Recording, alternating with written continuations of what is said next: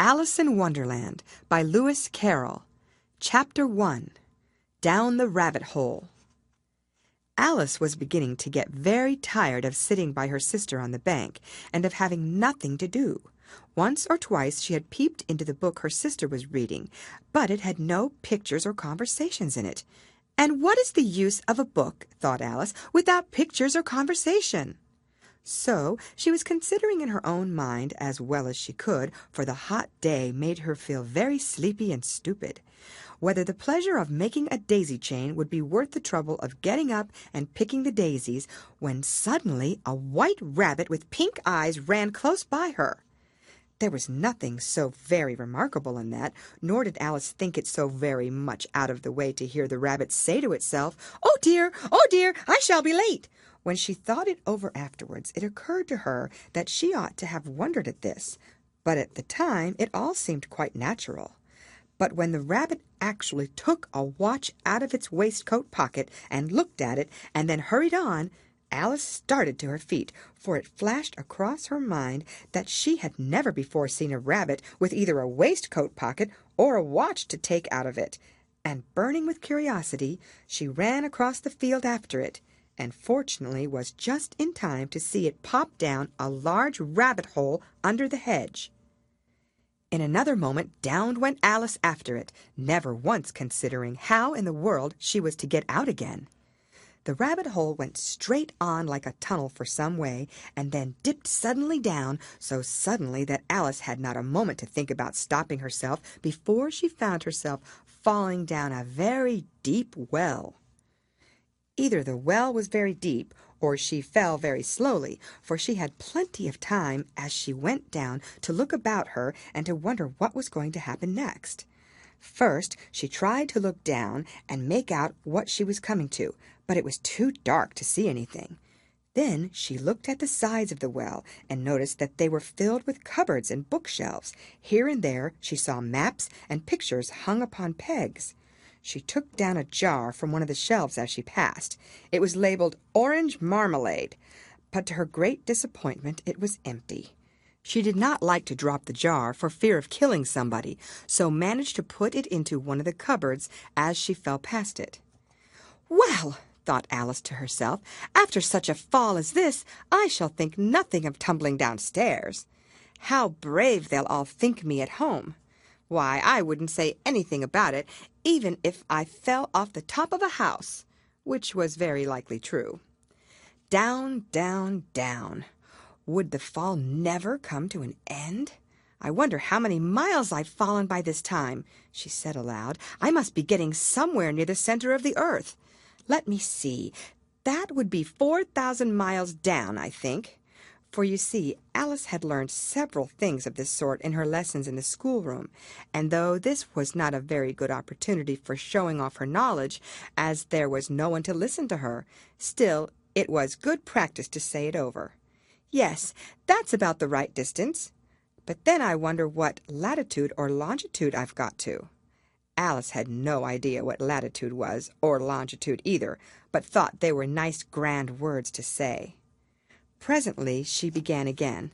"I wonder if I shall fall right through the earth.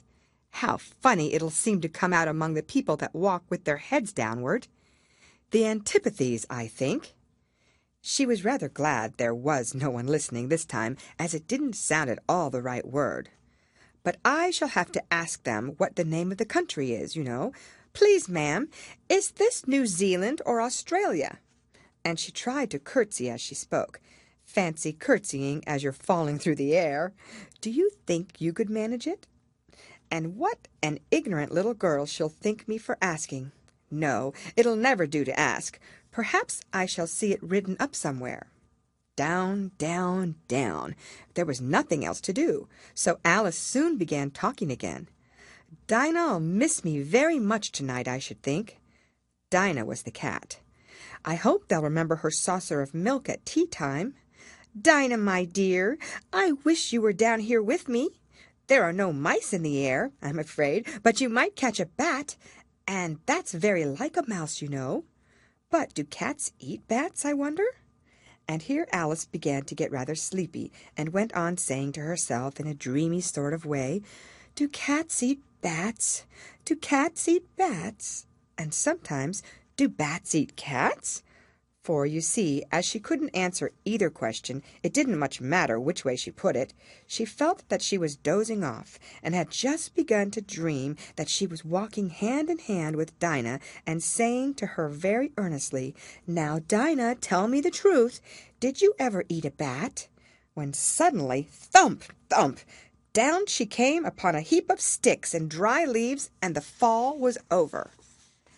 Alice was not a bit hurt, and she jumped up onto her feet in a moment. She looked up, but it was all dark overhead. Before her was another long passage, and the White Rabbit was still in sight, hurrying down it. There was not a moment to be lost.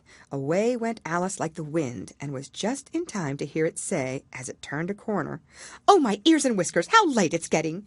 She was close behind it when she turned the corner, but the rabbit was no longer to be seen. She found herself in a long, low hall, which was lit up by a row of lamps hanging from the roof. There were doors all round the hall, but they were all locked, and when Alice had been all the way down one side and up the other, trying every door, she walked sadly down the middle, wondering how she was ever to get out again. Suddenly she came upon a little three-legged table, all made of solid glass. There was nothing on it except a tiny golden key, and Alice's first thought was that it might belong to one of the doors of the hall. But alas! Either the locks were too large, or the key was too small. But at any rate it would not open any of them. However, on the second time round she came upon a low curtain she had not noticed before, and behind it was a little door about 15 inches high. She tried the little golden key in the lock, and to her great delight it fitted. Alice opened the door and found that it led into a small passage, not much larger than a rat-hole. She knelt down and looked along the passage into the loveliest garden you ever saw. How she longed to get out of that dark hall and wander about among those beds of bright flowers and those cool fountains. But she could not even get her head through the doorway. "And even if my head would go through," thought poor Alice, "it would be of very little use without my shoulders. Oh, how I wish I could shut up like a telescope! I think I could, if I only know how to begin." For, you see, so many out-of-the-way things had happened lately that Alice had begun to think that very few things indeed were really impossible. There seemed to be no use in waiting by the little door, so she went back to the table, half hoping she might find another key on it, or at any rate a book of rules for shutting people up like telescopes. This time she found a little bottle on it, which certainly was not here before, said Alice, and round the neck of the bottle was a paper label with the words "Drink Me" beautifully printed on it in large letters. It was all very well to say "Drink me," but the little wise Alice was not going to do that in a hurry. "No, I'll look first," she said, "and see whether it's marked poison or not." For she had read several nice little histories about children who had got burnt and eaten up by wild beasts and other unpleasant things, all because they would not remember the simple rules their friends had taught them, such as that a red-hot poker will burn you if you hold it too long, and that if you cut your finger very deeply with a knife, it usually bleeds. And she had never forgotten that if you drink much from a bottle marked poison, it is almost certain to disagree with you sooner or later. However, this bottle was not marked poison, so Alice ventured to taste it, and finding it very nice, it had in fact a sort of mixed flavor of cherry tart, custard, pineapple, roast turkey, toffee, and hot buttered toast. She very soon finished it off. "What a curious feeling," said Alice. "I must be shutting up like a telescope." And so it was indeed. She was now only 10 inches high, and her face brightened up at the thought that she was now the right size for going through the little door into that lovely garden. First, however, she waited for a few minutes to see if she was going to shrink any further. She felt a little nervous about this. "For it might end, you know," said Alice to herself, "in my going out altogether like a candle. I wonder what I should be like then." And she tried to fancy what the flame of a candle is like after the candle is blown out. for she could not remember ever having seen such a thing. After a while, finding that nothing more happened, she decided on going into the garden at once. But alas for poor Alice! When she got to the door, she found she had forgotten the little golden key, and when she went back to the table for it, she found she could not possibly reach it. She could see it quite plainly through the glass, and she tried her best to climb up one of the legs of the table, but it was too slippery, and when she had tired herself out with trying, the poor little thing sat down and cried. "Come on, there's no use in crying like that," said Alice to herself rather sharply. "I advise you to leave off this minute." She generally gave herself very good advice, though she very seldom followed it, and sometimes she scolded herself so severely as to bring tears into her eyes, and once she remembered trying to box her own ears for having cheated herself in a game of croquet she was playing against herself, for this curious child was very fond of pretending to be two people. "But it's no use now," thought poor Alice, "to pretend to be two people. Why, there's hardly enough of me left to make one respectable person." Soon her eye fell on the little glass box that was lying under the table. She opened it and found in it a very small cake, on which the words "Eat me" were beautifully marked in currants. "Well, I'll eat it," said Alice, "and if it makes me grow larger, I can reach the key, and if it makes me grow smaller, I can creep under the door, so either way I'll get into the garden, and I don't care which happens." She ate a little bit, and said anxiously to herself, "Which way? Which way?" holding her hand on the top of her head to feel which way it was growing, and she was quite surprised to find that she remained the same size. To be sure, this generally happens when one eats cake, but Alice had got so much into the way of expecting nothing but out-of-the-way things to happen that it seemed quite dull and stupid for life to go on in the common way. So she set to work and very soon finished off the cake. End of chapter. Read by Lorraine Montgomery for Lit2Go on the web at fcit.usf.edu.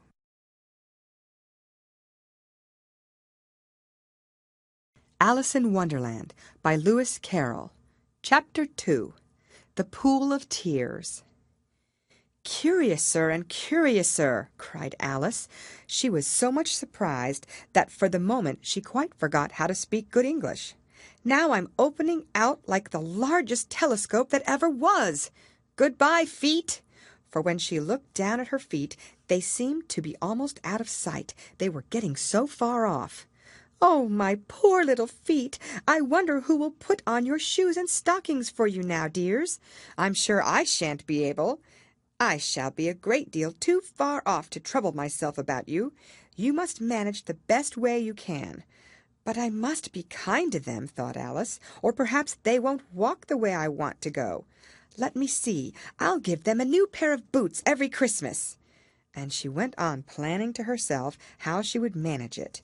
"They must go by the carrier," she thought, "and how funny it'll seem sending presents to one's own feet, and how odd the directions will look. Alice's right foot, Esquire, hearthrug, near the fender, with Alice's love. Oh dear, what nonsense I'm talking!" Just then her head struck against the roof of the hall. In fact, she was now more than 9 feet high, and she at once took up the little golden key and hurried off to the garden door. Poor Alice! It was as much as she could do, lying down on one side, to look through into the garden with one eye, but to get through was more hopeless than ever. She sat down and began to cry again. "You ought to be ashamed of yourself," said Alice. "A great girl like you," she might well say this, "to go on crying in this way. Stop this moment, I tell you." But she went on all the same, shedding gallons of tears, until there was a large pool all round her, about 4 inches deep, and reaching half down the hall. After a time she heard a little pattering of feet in the distance, and she hastily dried her eyes to see what was coming. It was the White Rabbit returning, splendidly dressed, with a pair of white kid gloves in one hand and a large fan in the other. He came trotting along in a great hurry, muttering to himself as he came, "Oh, the Duchess, the Duchess! Oh, won't she be savage if I've kept her waiting?" Alice felt so desperate that she was ready to ask help of anyone, so when the rabbit came near her, she began in a low, timid voice, "If you please, sir." The rabbit started violently, dropped the white kid gloves and the fan, and scurried away into the darkness as hard as he could go. Alice took up the fan and gloves, and as the hall was very hot, she kept fanning herself all the time she went on talking. "Dear, dear, how queer everything is today, and yesterday things went on just as usual. I wonder if I've been changed in the night. Let me think. Was I the same when I got up this morning? I almost think I can remember feeling a little different. But if I'm not the same, the next question is, who in the world am I? Ah, that's the great puzzle." And she began thinking over all the children she knew that were of the same age as herself, to see if she could have been changed for any of them. "I'm sure I'm not Ada," she said, "for her hair goes in such long ringlets, and mine doesn't go in ringlets at all. And I'm sure I can't be Mabel, for I know all sorts of things, and she knows such a very little. Besides, she's she, and I'm I, and oh dear, how puzzling it all is. I'll try if I know all the things I used to know. Let me see. 4 times 5 is 12, and 4 times 6 is 13, and 4 times 7 is... oh dear, I shall never get to 20 at that rate. However, the multiplication table doesn't signify. Let's try geography. London is the capital of Paris, and Paris is the capital of Rome, and Rome... No, that's all wrong, I'm certain. I must have been changed for Mabel. I'll try and say, how doth the little... And she crossed her hands on her lap as if she were saying lessons, and began to repeat it, but her voice sounded hoarse and strange, and the words did not come the same as they used to do. How doth the little crocodile improve his shining tail, and pour the waters of the Nile on every golden scale? How cheerfully he seems to grin, how neatly spread his claws, and welcome little fishies in with gently smiling jaws." "I'm sure those are not the right words," said poor Alice, and her eyes filled with tears again as she went on. "I must be Mabel after all, and I shall have to go and live in that poky little house, and have next to no toys to play with, and oh, ever so many lessons to learn. No, I've made up my mind about it. If I'm Mabel, I'll stay down here. It'll be no use their putting their heads down and saying, 'Come up again, dear.' I shall only look up and say, 'Who am I, then? Tell me that first, and then, if I like being that person, I'll come up. If not, I'll stay down here till I'm somebody else. But, oh, dear," cried Alice, with a sudden burst of tears, "I do wish they would put their heads down. I am so very tired of being all alone here." As she said this, she looked down at her hands, and was surprised to see that she had put on one of the rabbit's little white kid gloves while she was talking. "How can I have done that?" she thought. "I must be growing small again." She got up and went to the table to measure herself by it, and found that, as nearly as she could guess, she was now about 2 feet high, and was going on shrinking rapidly. She soon found out that the cause of this was the fan she was holding, and she dropped it hastily, just in time to avoid shrinking away altogether. "That was a narrow escape," said Alice, a good deal frightened at the sudden change, but very glad to find herself still in existence. "And now for the garden." And she ran with all speed back to the little door. But alas, the little door was shut again, and the little golden key was lying on the glass table as before. "And things are worse than ever," thought the poor child, "for I never was so small as this before, never. And I declare it's too bad, that it is." As she said these words, her foot slipped, and in another moment, splash! She was up to her chin in salt water. Her first idea was that she had somehow fallen into the sea, and in that case I can go back by railway, she said to herself. Alice had been to the seaside once in her life, and had come to the general conclusion that wherever you go to on the English coast, you find a number of bathing machines in the sea, some children digging the sand with wooden spades, then a row of lodging houses, and behind them a railway station. However, she soon made out that she was in a pool of tears, which she had wept when she was 9 feet high. "I wish I hadn't cried so much," said Alice, as she swam about, trying to find her way out. "I shall be punished for it now, I suppose, by being drowned in my own tears. That will be a queer thing, to be sure. However, everything is queer today." Just then she heard something splashing about in the pool a little way off, and she swam nearer to make out what it was. At first she thought it must be a walrus or hippopotamus, but then she remembered how small she was now, and she soon made out that it was only a mouse that had slipped in like herself. "Would it be of any use now," thought Alice, "to speak to this mouse? Everything is so out of the way down here that I should think very likely it can talk. At any rate, there's no harm in trying." So she began, "Oh, Mouse, do you know the way out of this pool? I'm very tired of swimming about here. Oh, Mouse!" Alice thought this must be the right way of speaking to a mouse. She had never done such a thing before, but she remembered having seen in her brother's Latin grammar a mouse, of a mouse, to a mouse, oh mouse. The mouse looked at her rather inquisitively, and seemed to her to wink with one of its little eyes, but it said nothing. "Perhaps it doesn't understand English," thought Alice. "I dare say it's a French mouse come over with William the Conqueror." For, with all her knowledge of history, Alice had no very clear notion how long ago anything had happened. So she began again, "Où est ma chatte?" which was the first sentence in her French lesson book.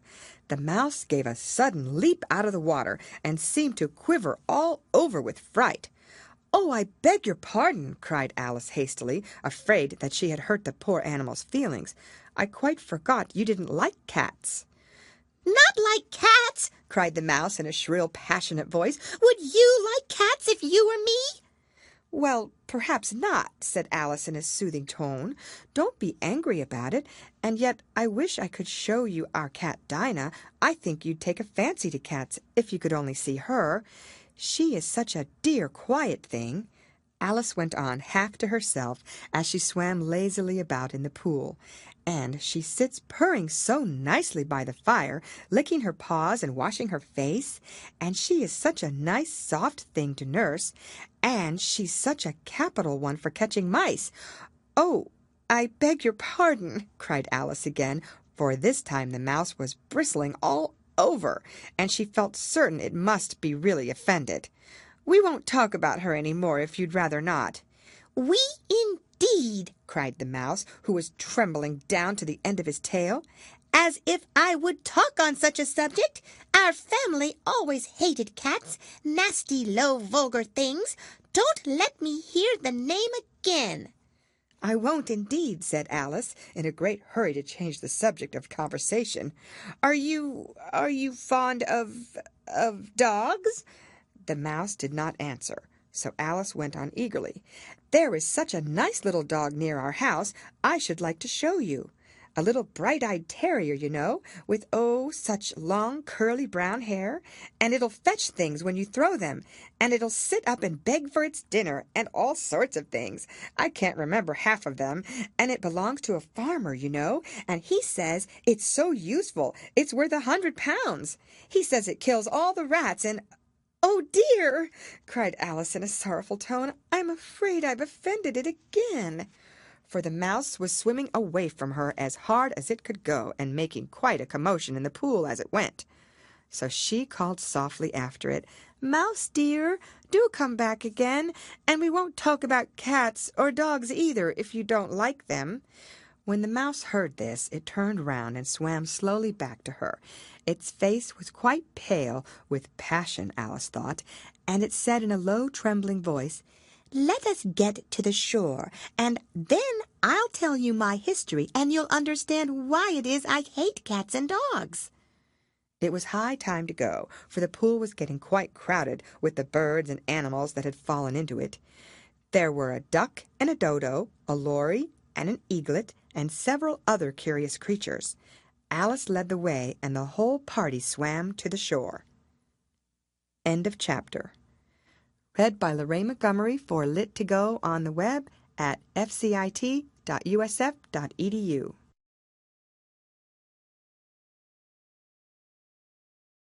Alice in Wonderland by Lewis Carroll.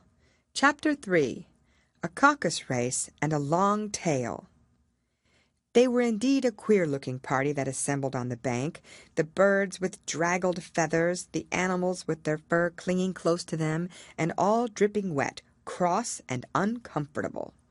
The first question, of course, was how to get dry again. They had a consultation about this, and after a few minutes it seemed quite natural to Alice to find herself talking familiarly with them as if she had known them all her life. Indeed, she had quite a long argument with the lory, who at last turned sulky and would only say, "I am older than you, and must know better."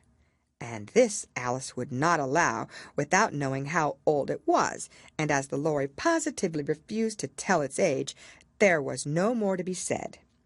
At last the mouse, who seemed to be a person of authority among them, called out, "Sit down, all of you, and listen to me. I'll soon make you dry enough." They all sat down at once in a large ring, with the mouse in the middle. Alice kept her eyes anxiously fixed on it, for she felt sure she would catch a bad cold if she did not get dry very soon. "Ahem," said the mouse with an important air. "Are you all ready? This is the driest thing I know. Silence all round, if you please."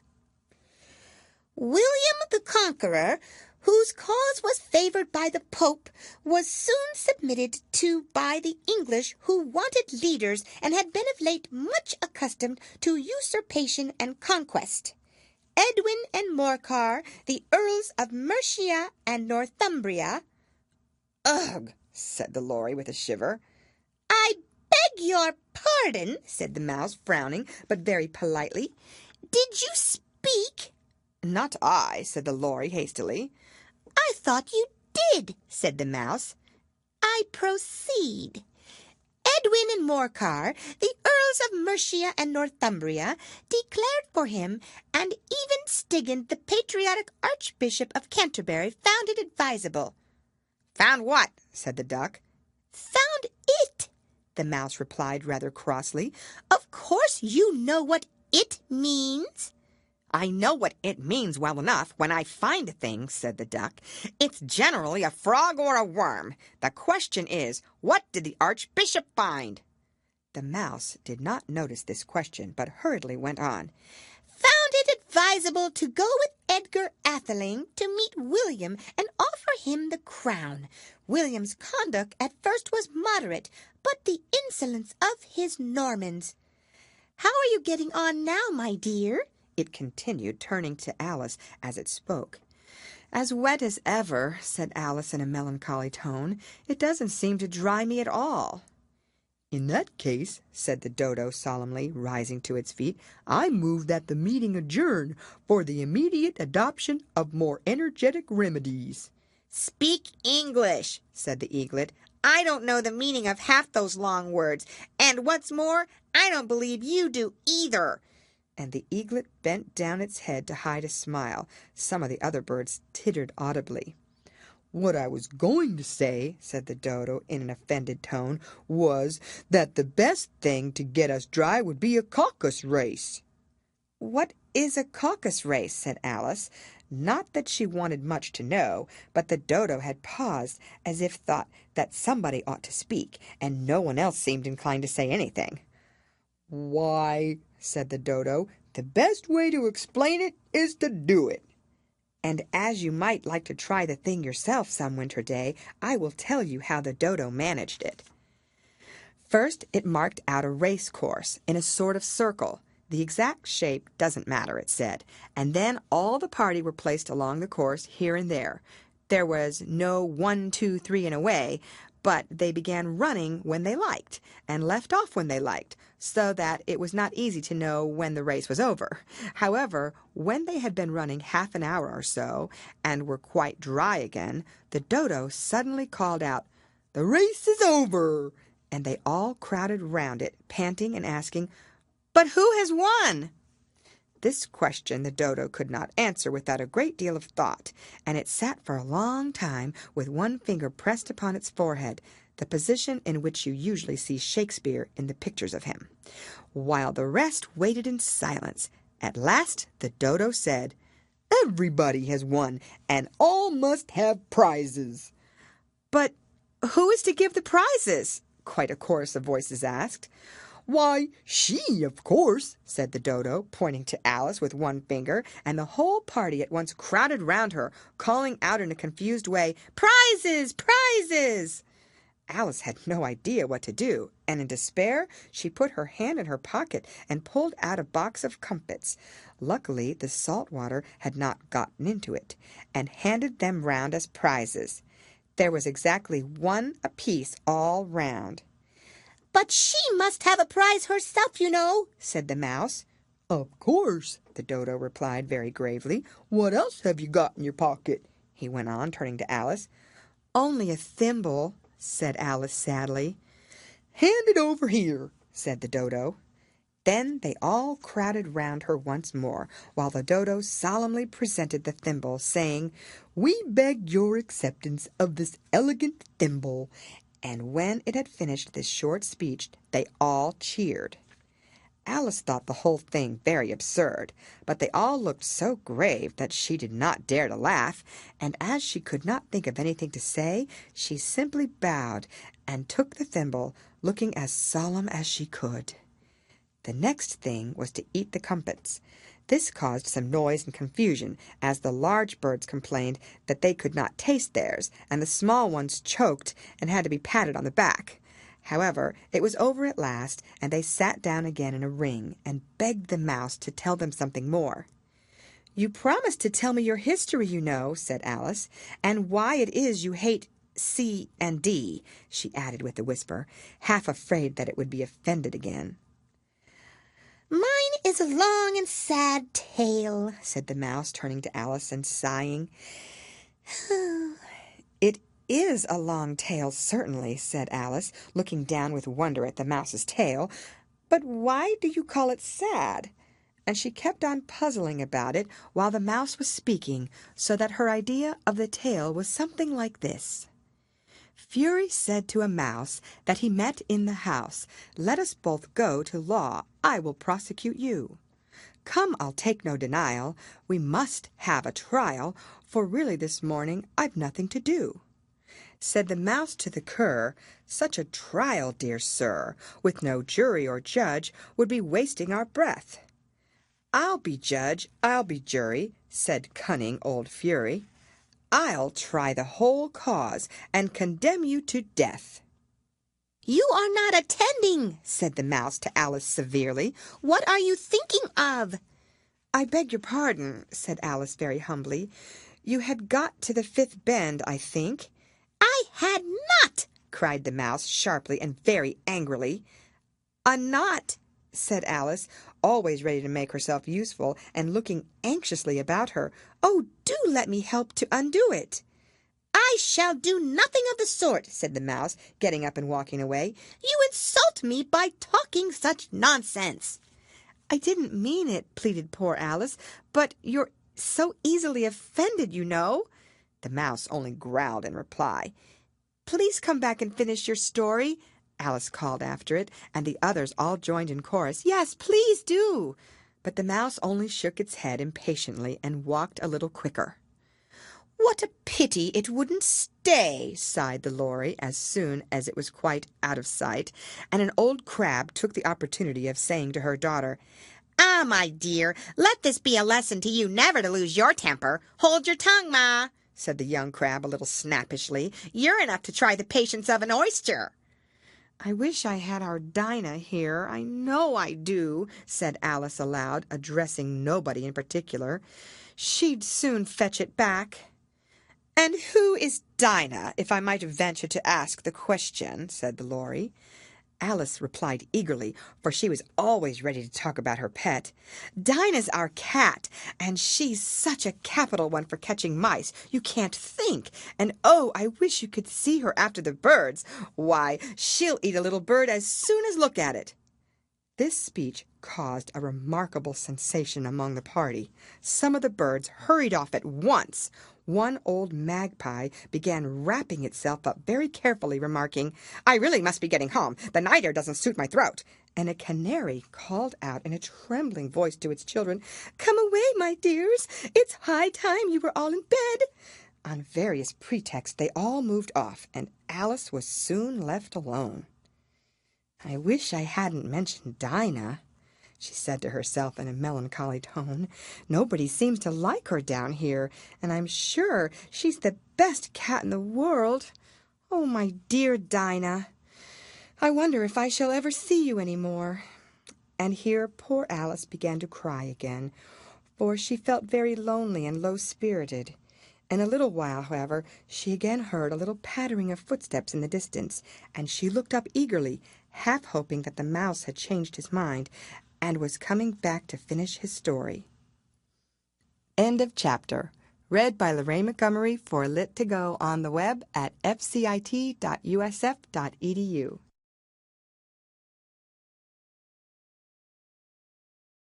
Alice in Wonderland by Lewis Carroll. Chapter 4. The Rabbit Sends in a Little Bill. It was the White Rabbit trotting slowly back again and looking anxiously about as it went, as if it had lost something, and she heard it muttering to itself, "The Duchess! The Duchess! Oh, my dear paws! Oh, my fur and whiskers! She'll get me executed as sure as ferrets are ferrets! Where can I have dropped them, I wonder?"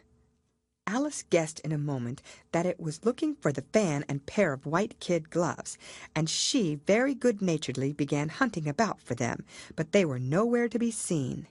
Everything seemed to have changed since her swim in the pool, and the great hall, with the glass table and the little door, had vanished completely.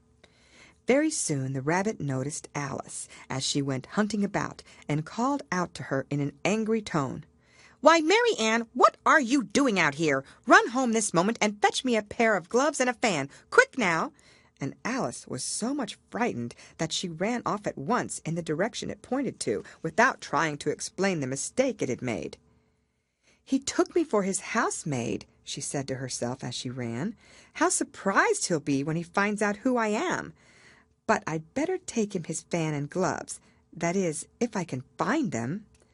As she said this, she came upon a neat little house, on the door of which was a bright brass plate with the name W. Rabbit engraved upon it.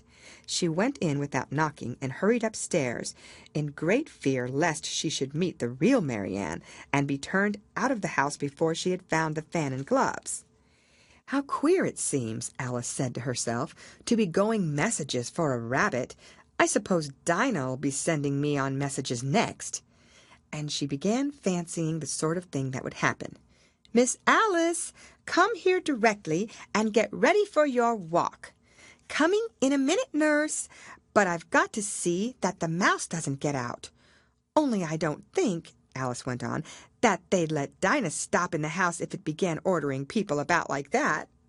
By this time she had found her way into a tidy little room with a table in the window, and on it, as she had hoped, a fan and 2 or 3 pairs of tiny white kid gloves.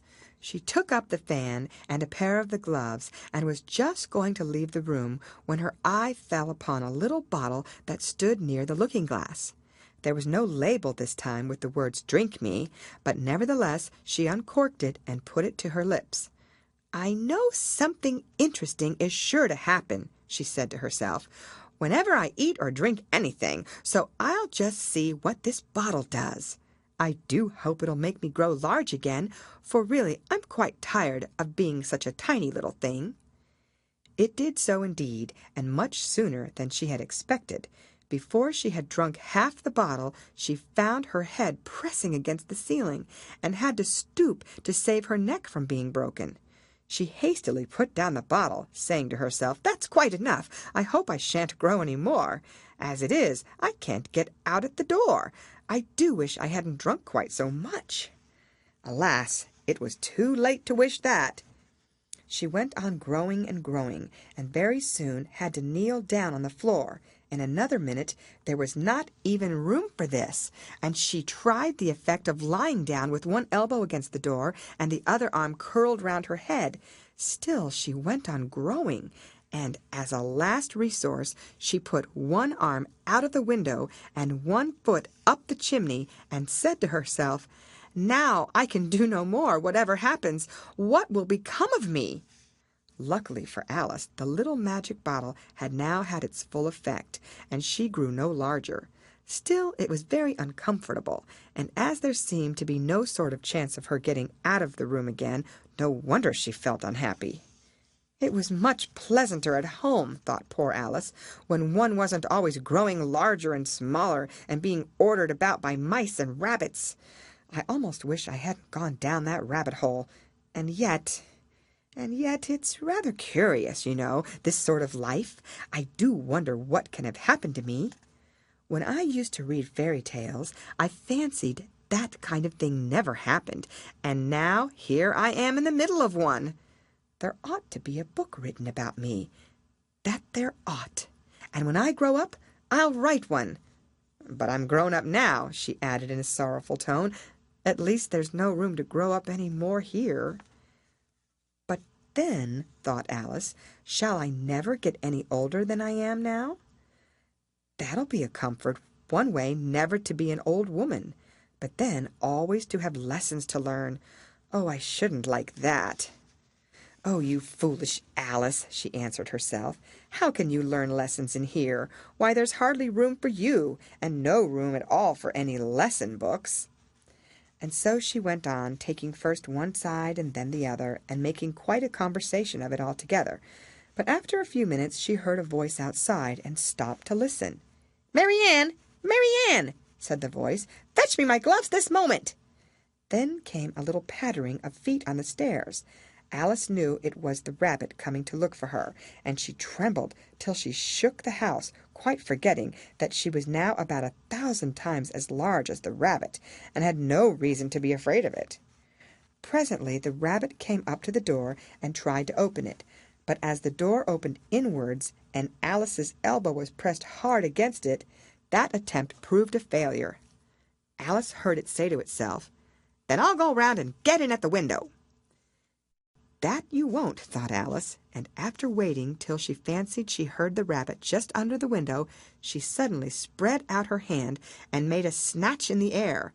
She did not get hold of anything, but she heard a little shriek and a fall, and a crash of broken glass, from which she concluded that it was just possible it had fallen into a cucumber frame, or something of the sort. Next came an angry voice, the rabbit's. "Pat! Pat, where are you?" And then a voice she had never heard before. "Sure then I'm here, digging for apples, your honor." "Digging for apples indeed," said the rabbit angrily. "Here, come and help me out of this." Sounds of more broken glass. "Now, tell me, Pat, what's that in the window?" "Sure, it's an arum, your honor." He pronounced it arum. "An arm, you goose! Who ever saw one that size? Why, it fills the whole window." "Sure it does, your honor, but it's an arm for all that." "Well, it's got no business there, at any rate. Go and take it away." There was a long silence after this, and Alice could only hear whispers now and then, such as, "Sure, I don't like it, your honor, at all, at all." "Do as I tell you, you coward." And at last she spread out her hand again, and made another snatch in the air. This time there were 2 little shrieks, and more sounds of broken glass. "What a number of cucumber frames there must be," thought Alice.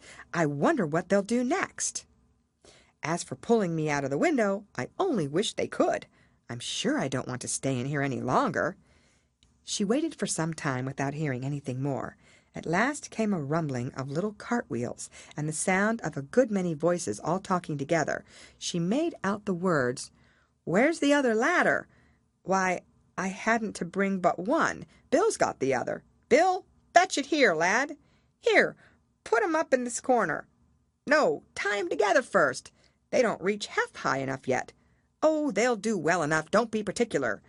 Here, Bill, catch hold of this rope. Will the roof bear? Mind that loose slate.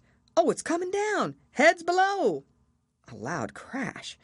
Now, who did that? It was Bill, I fancy. Who's to go down the chimney? Nay, I shan't. You do it. That I won't, then. Bill's to go down here. Bill, the master says you're going to go down the chimney. Oh, so Bill's got to come down the chimney, has he? Said Alice to herself. Shy, they seem to put everything upon Bill. I wouldn't be in Bill's place for a good deal. This fireplace is narrow, to be sure, but I think I can kick a little. She drew her foot as far down the chimney as she could, and waited till she heard a little animal, she couldn't guess of what sort it was, scratching and scrambling about in the chimney, close above her. Then, saying to herself, "This is Bill," she gave one sharp kick, and waited to see what would happen next. The first thing she heard was a general chorus of, "There goes Bill!" Then the rabbit's voice along, "Catch him, you by the hedge!" Then silence, and then another confusion of voices, "Hold up his head! Brandy now, don't choke him! How was it, old fellow? What happened to you? Tell us about it." Last came a little feeble squeaking voice. "That's Bill," thought Alice.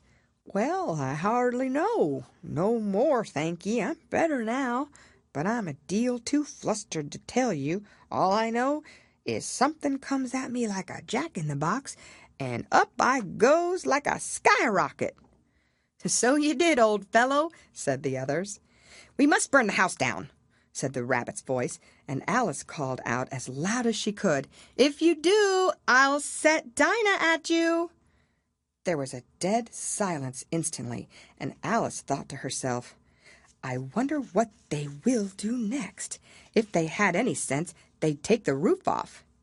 After a minute or two, they began moving about again, and Alice heard the rabbit say, "A barrowful will do to begin with." A barrowful of what? thought Alice, but she had not long to doubt, for the next moment a shower of little pebbles came rattling in at the window, and some of them hit her in the face. "I'll put a stop to this," she said to herself, and shouted out, "You'd better not do that again," which produced another dead silence. Alice noticed with some surprise that the pebbles were all turning into little cakes as they lay on the floor, and a bright idea came into her head. "If I eat one of these cakes," she thought, "it's sure to make some change in my size, and as it can't possibly make me larger, it must make me smaller, I suppose." So she swallowed one of the cakes, and was delighted to find that she began shrinking directly. As soon as she was small enough to get through the door, she ran out of the house and found quite a crowd of little animals and birds waiting outside. The poor little lizard, Bill, was in the middle, being held up by 2 guinea pigs who were giving it something out of the bottle. They all made a rush at Alice the moment she appeared, but she ran off as hard as she could, and soon found herself safe in a thick wood.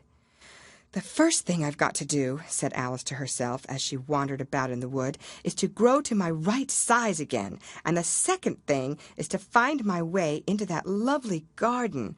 I think that will be the best plan." It sounded an excellent plan, no doubt, and very neatly and simply arranged. The only difficulty was that she had not the smallest idea how to set about it. And while she was peering about anxiously among the trees, a little sharp bark just over her head made her look up in a great hurry. An enormous puppy was looking down at her with large round eyes and feebly stretching out one paw, trying to touch her. "Poor little thing," said Alice in a coaxing tone, and she tried hard to whistle to it, but she was terribly frightened all the time at the thought that it might be hungry, in which case it would be very likely to eat her up in spite of all her coaxing. Hardly knowing what she did, she picked up a little bit of stick and held it out to the puppy, whereupon the puppy jumped into the air off all its feet at once, with a yelp of delight, and rushed at the stick, and made believe to worry it. Then Alice dodged behind a great thistle, to keep herself from being run over, and the moment she appeared on the other side, the puppy made another rush at the stick and tumbled head over heels in its hurry to get hold of it. Then Alice, thinking it was very like having a game of play with a cart horse and expecting every moment to be trampled under its feet, ran around the thistle again.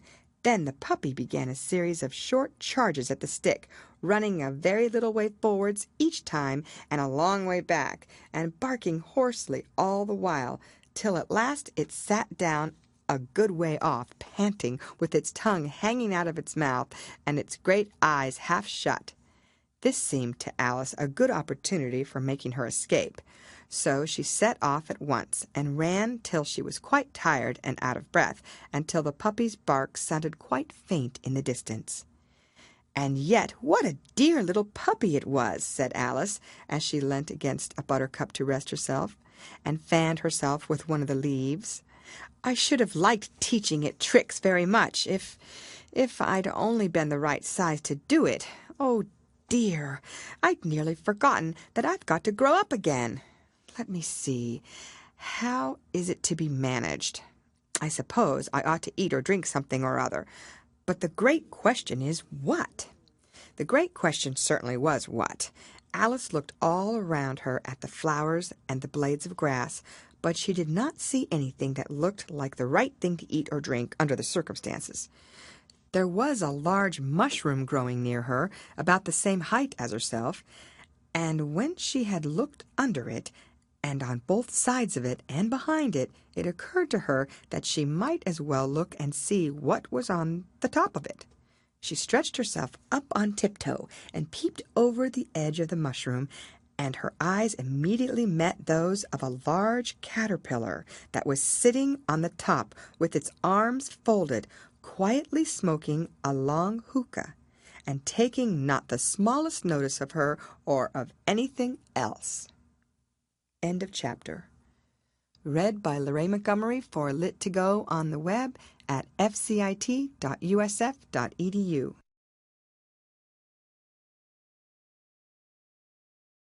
Alice in Wonderland by Lewis Carroll. Chapter 5. Advice from a Caterpillar. The caterpillar and Alice looked at each other for some time in silence. At last the caterpillar took the hookah out of its mouth and addressed her in a languid, sleepy voice. "Who are you?" said the caterpillar. This was not an encouraging opening for a conversation. Alice replied rather shyly, I hardly know, sir, just at present. At least I know who I was when I got up this morning, but I think I must have been changed several times since then."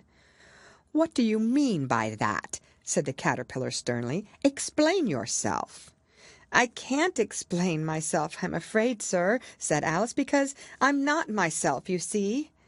"I don't see," said the caterpillar. "I'm afraid I can't put it more clearly," Alice replied very politely, "for I can't understand it myself to begin with, and being so many different sizes in a day is very confusing." "It isn't," said the caterpillar. "Well, perhaps you haven't found it so yet," said Alice, "but when you have to turn into a chrysalis, you will some day, you know, and then after that into a butterfly. I should think you'll feel it a little queer, won't you?" "Not a bit," said the caterpillar. "Well, perhaps your feelings may be different," said Alice. "All I know is it would feel very queer to me." "You?" said the caterpillar contemptuously. "Who are you?" Which brought them back again to the beginning of the conversation. Alice felt a little irritated at the caterpillar's making such very short remarks, and she drew herself up and said very gravely, "I think you ought to tell me who you are first." "Why?" said the caterpillar. Here was another puzzling question, and as Alice could not think of any good reason, and as the caterpillar seemed to be in a very unpleasant state of mind, she turned away. "Come back," the caterpillar called after her. "I've something important to say." This sounded promising, certainly. Alice turned and came back again. "Keep your temper," said the caterpillar. "Is that all?" said Alice, swallowing down her anger as well as she could. "No," said the caterpillar.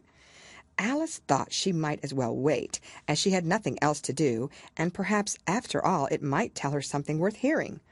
For some minutes it puffed away without speaking, but at last it unfolded its arms, took the hookah out of its mouth again, and said, "So, you think you're changed, do you?" "I'm afraid I am, sir," said Alice. "I can't remember things as I used, and I don't keep the same size for 10 minutes together." "Can't remember what things?" said the caterpillar. "Well, I've tried to say, 'How doth the little busy bee?' but it all came different," Alice replied in a very melancholy voice. "Repeat, 'You are old Father William,'" said the caterpillar. Alice folded her hands and began. "You are old Father William," the young man said, "and your hair has become very white, and yet you incessantly stand on your head. Do you think, at your age, it is right?" "In my youth," Father William replied to his son, "I feared it might injure the brain. But now that I'm perfectly sure I have none, why, I do it again and again." "You are old," said the youth, "as I mentioned before, and have grown most uncommonly fat.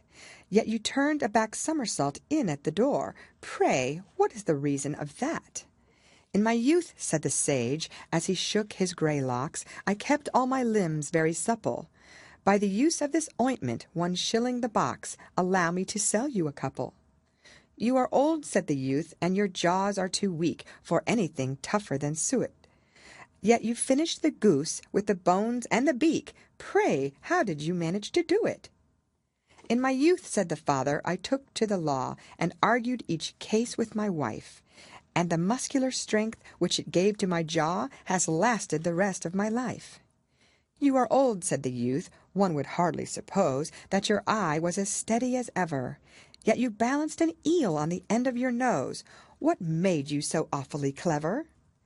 "I have answered 3 questions, and that is enough," said his father. "Don't give yourself airs. Do you think I can listen all day to such stuff? Be off, or I'll kick you downstairs." "That is not said right," said the caterpillar. "Not quite right, I'm afraid," said Alice timidly. "Some of the words have got altered." "It is wrong from beginning to end," said the caterpillar decidedly, and there was silence for some minutes. The caterpillar was the first to speak. "What size do you want to be?" it asked. "Oh, I'm not particular as to size," Alice hastily replied. "Only one doesn't like changing so often, you know." "I don't know," said the caterpillar. Alice said nothing. She had never been so much contradicted in her life before, and she felt that she was losing her temper. "Are you content now?" said the caterpillar. "Well, I should like to be a little larger, sir, if you wouldn't mind," said Alice. 3 inches is such a wretched height to be." "It is a very good height indeed," said the caterpillar angrily, rearing itself upright as it spoke. It was exactly 3 inches high. "But I'm not used to it," pleaded poor Alice in a piteous tone, and she thought of herself, "I wish the creatures wouldn't be so easily offended." "You'll get used to it in time," said the caterpillar, and it put the hookah into its mouth and began smoking again. This time Alice waited patiently until it chose to speak again. In a moment or two the caterpillar took the hookah out of its mouth and yawned once or twice, and shook itself. Then it got down off the mushroom and crawled away in the grass, merely remarking as it went, "One side will make you grow taller, and the other side will make you grow shorter." "One side of what? The other side of what?" thought Alice to herself. "Of the mushroom," said the caterpillar, just as if she had asked it out loud, and in another moment it was out of sight. Alice remained looking thoughtfully at the mushroom for a minute, trying to make out which were the 2 sides of it, and as it was perfectly round, she found this a very difficult question. However, at last she stretched her arms round it as far as they would go, and broke off a bit of the edge with each hand. "And now which is which?" she said to herself, and nibbled a little of the right-hand bit to try the effect. The next moment she felt a violent blow underneath her chin. It had struck her foot. She was a good deal frightened by this very sudden change, but she felt that there was no time to be lost, as she was shrinking rapidly, so she set to work at once to eat some of the other bit. Her chin was pressed so closely against her foot that there was hardly room to open her mouth, but she did it at last, and managed to swallow a morsel of the left-hand bit. "Come, my head's free at last," said Alice in a tone of delight, which changed into alarm in another moment when she found that her shoulders were nowhere to be found. All she could see when she looked down was an immense length of neck, which seemed to rise like a stalk out of a sea of green leaves that lay far below her. "What can all that green stuff be?" said Alice. "And where have my shoulders got to? And oh, my poor hands, how it is I can't see you!" She was moving them about as she spoke, but no result seemed to follow except a little shaking among the distant green leaves. As there seemed to be no chance of getting her hands up to her head, she tried to get her head down to them, and was delighted to find that her neck would bend about easily in any direction like a serpent. She had just succeeded in curving it down into a graceful zigzag, and was going to dive in among the leaves, which she found to be nothing but the tops of trees under which she had been wandering, when a sharp hiss made her draw back in a hurry. A large pigeon had flown into her face, and was beating her violently with its wings. "Serpent!" screamed the pigeon. "I'm not a serpent," said Alice indignantly. "Let me alone." "Serpent, I say again!" repeated the pigeon, but in a more subdued tone, and added with a kind of sob, "I've tried every way, and nothing seems to suit them." "I haven't the least idea what you're talking about," said Alice. "I've tried the roots of trees, and I've tried banks, and I've tried hedges," the pigeon went on without attending to her. "but those serpents, there's no pleasing them." Alice was more and more puzzled, but she thought there was no use in saying anything more till the pigeon had finished. "As if it wasn't trouble enough hatching the eggs," said the pigeon. "But I must be on the lookout for serpents night and day. Why, I haven't had a wink of sleep these 3 weeks." "I'm very sorry you've been annoyed," said Alice, who was beginning to see its meaning. "And just as I'd taken the highest tree in the wood," continued the pigeon, raising its voice to a shriek. "and just as I'd taken the highest tree in the wood," continued the pigeon, raising its voice to a shriek. "and just as I was thinking I should be free of them at last, they must needs come wriggling down from the sky. Ugh, serpent!" "But I'm not a serpent, I tell you," said Alice. I'm a... "Well, what are you?" said the pigeon. "I can see you're trying to invent something." I'm a little girl," said Alice rather doubtfully, as she remembered the number of changes she had gone through that day. "A likely story indeed," said the pigeon in a tone of the deepest contempt. "I've seen a good many little girls in my time, but never one with such a neck as that. No, you're a serpent, and there's no use denying it. I suppose you'll be telling me next that you've never tasted an egg." "I have tasted eggs, certainly," said Alice, who was a very truthful child, "but little girls eat eggs quite as much as serpents do, you know." "I don't believe it," said the pigeon. "But if they do, why then, they're a kind of a serpent. That's all I can say." This was such a new idea to Alice that she was quite silent for a minute or two, which gave the pigeon the opportunity of adding, "You're looking for eggs. I know that well enough. And what does it matter to me whether you're a little girl or a serpent?" "It matters a good deal to me," said Alice hastily, "but I'm not looking for eggs, as it happens, and if I was, I shouldn't want yours. I don't like them raw." "Well, be off then," said the pigeon in a sulky tone, as it settled down again into its nest. Alice crouched down among the trees as well as she could, for her neck kept getting entangled among the branches, and every now and then she had to stop and untwist it. After a while she remembered that she still held the pieces of mushrooms in her hands, and she set to work very carefully, nibbling first at one and then at the other, and growing sometimes taller and sometimes shorter, until she had succeeded in bringing herself down to her usual height. It was so long since she had been anything near the right size that it felt quite strange at first, but she got used to it in a few minutes and began talking to herself as usual. Come, there's half my plan done now. How puzzling all these changes are. I'm never sure what I'm going to be from one minute to another. However, I've got back to my right size. The next thing is to get into that beautiful garden. How is that to be done, I wonder? As she said this, she came suddenly upon an open place with a little house in it about 4 feet high. Whoever lives there, thought Alice, it'll never do to come upon them this size. Why, I should frighten them out of their wits. So she began nibbling at the right-hand bit again, and did not venture to go near the house till she had brought herself down to 9 inches high. End of chapter. Read by Lorraine Montgomery for Lit2Go on the web at fcit.usf.edu.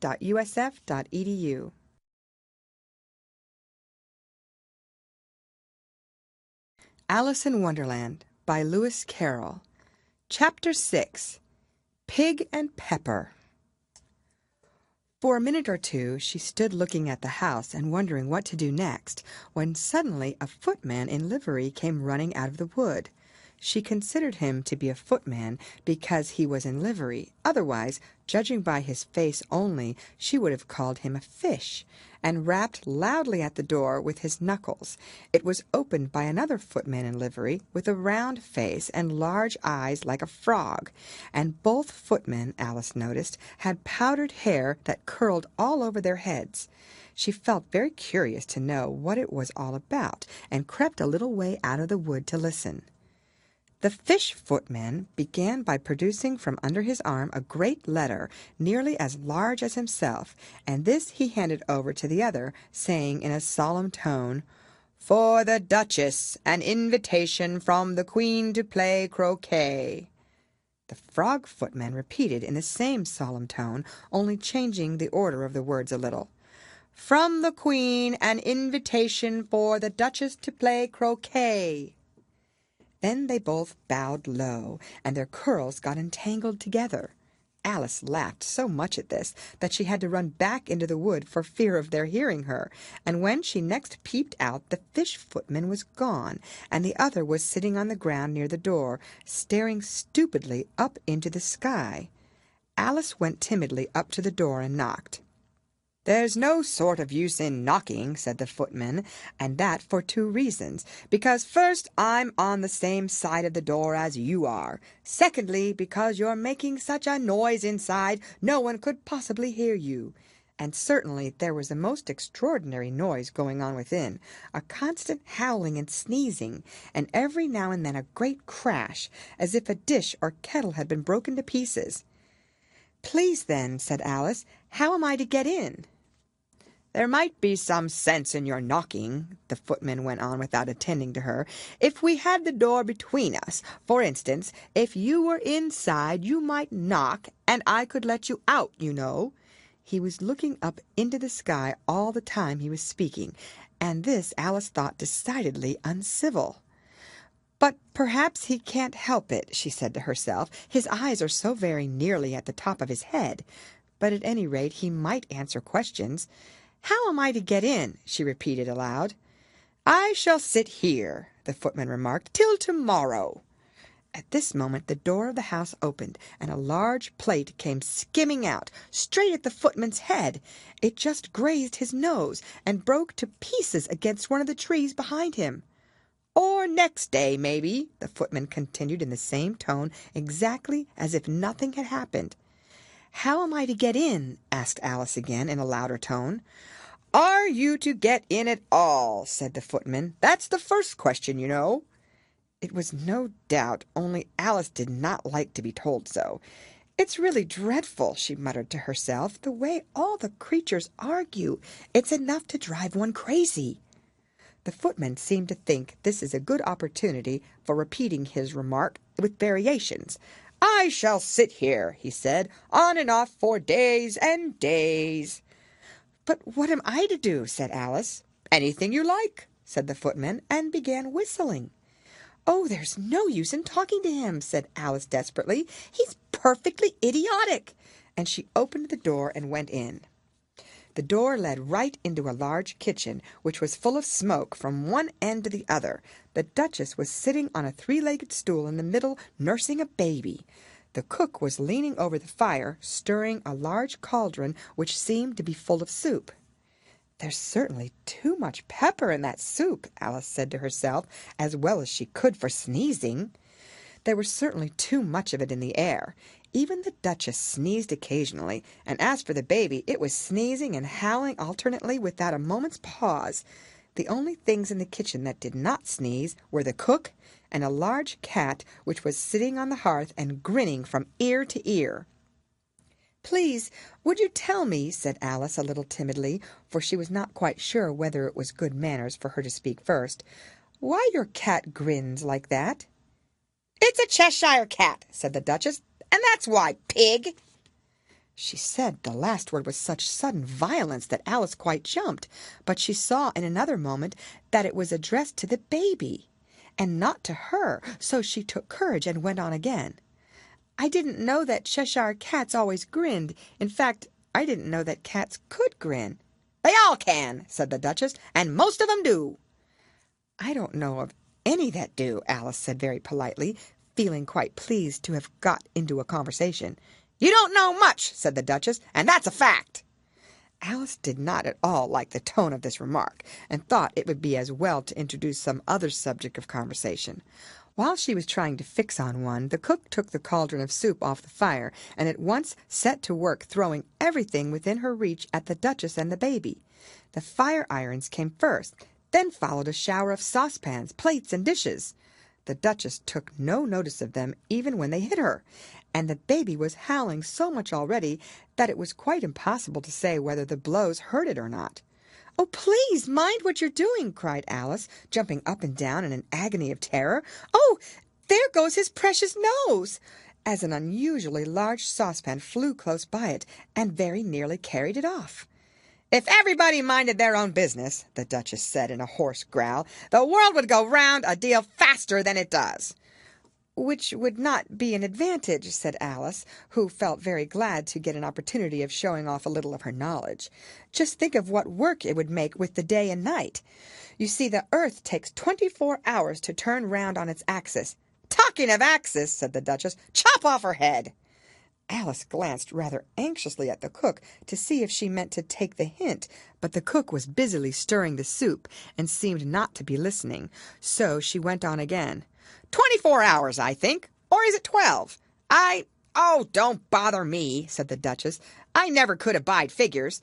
And with that she began nursing her child again, singing a sort of lullaby to it as she did so, and giving it a violent shake at the end of every line. "Speak roughly to your little boy and beat him when he sneezes. He only does it to annoy because he knows it teases."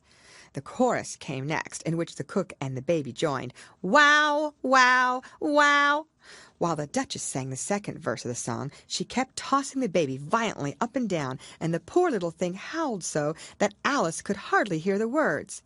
"I speak severely to my boy, I beat him when he sneezes, for he can thoroughly enjoy the pepper when he pleases." Wow, wow, wow. "Here, you may nurse it a bit if you like," the Duchess said to Alice, flinging the baby at her as she spoke. "I must go and get ready to play croquet with the Queen." And she hurried out of the room. The cook threw a frying pan after her as she went out, but it just missed her. Alice caught the baby with some difficulty, as it was a queer-shaped little creature, and held out its arms and legs in all directions, just like a starfish, thought Alice. The poor little thing was snorting like a steam engine when she caught it, and kept doubling itself up and straightening itself out again, so that altogether, for the first minute or two, it was as much as she could do to hold it. As soon as she had made out the proper way of nursing it, which was to twist it up into a sort of knot, and then keep tight hold of its right ear and left foot, so as to prevent its undoing itself, she carried it out into the open air. "If I don't take this child away with me," thought Alice, "they'll sure to kill it in a day or two. Wouldn't it be murder to leave it behind?" She said the last words out loud, and the little thing grunted in reply.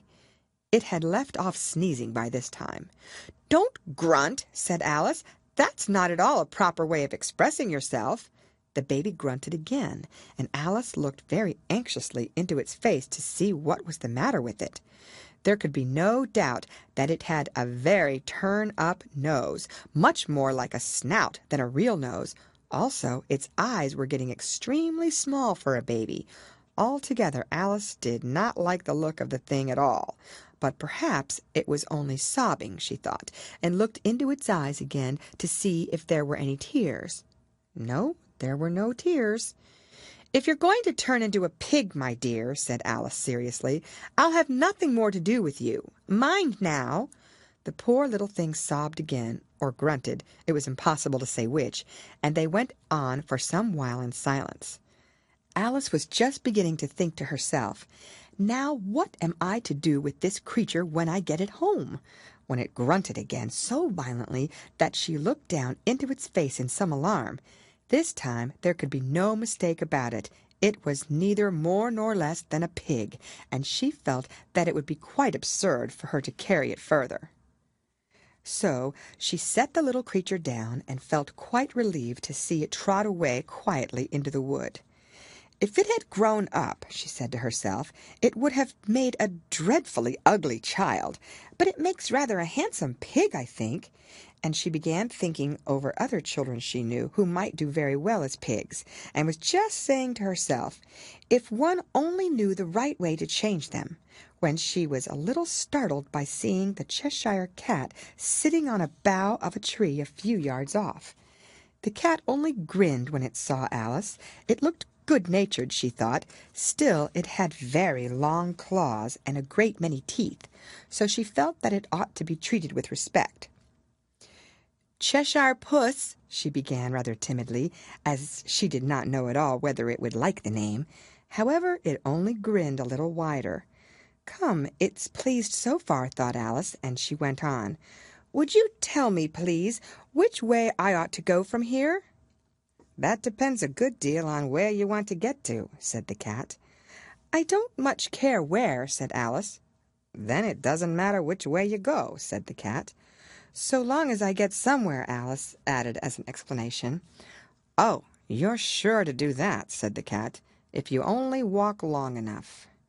Alice felt that this could not be denied, so she tried another question. "What sort of people live about here?"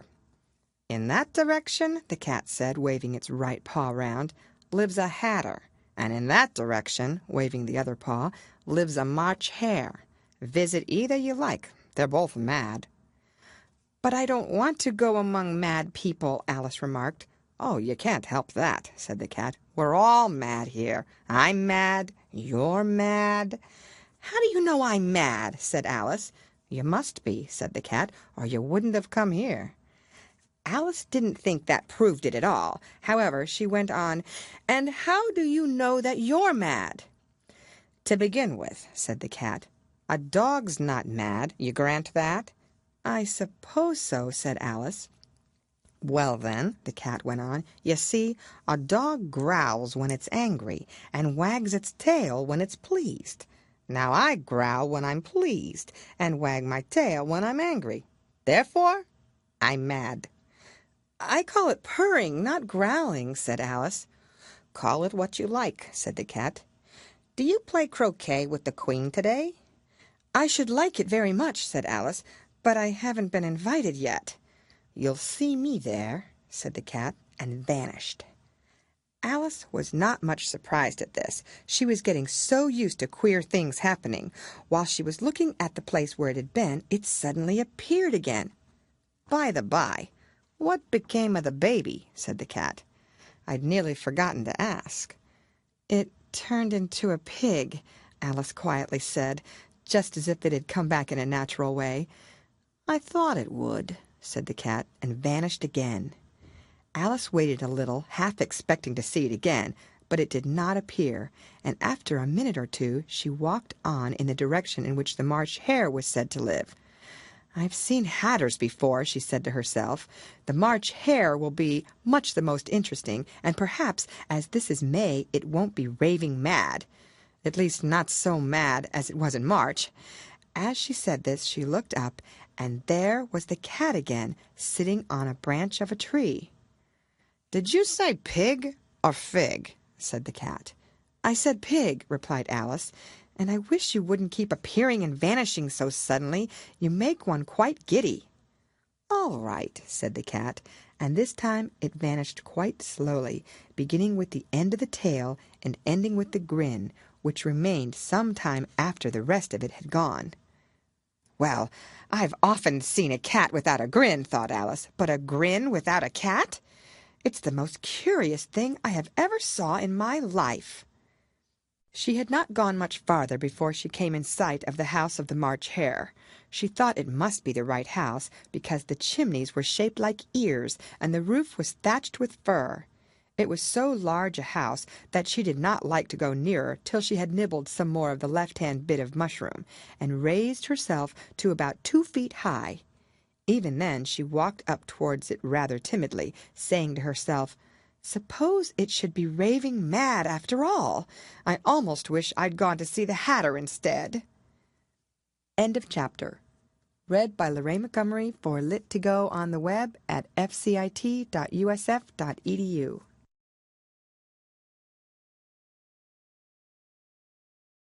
Alice in Wonderland by Lewis Carroll.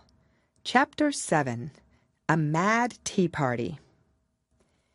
There was a table set out under a tree in front of the house, and the March Hare and the Hatter were having tea at it.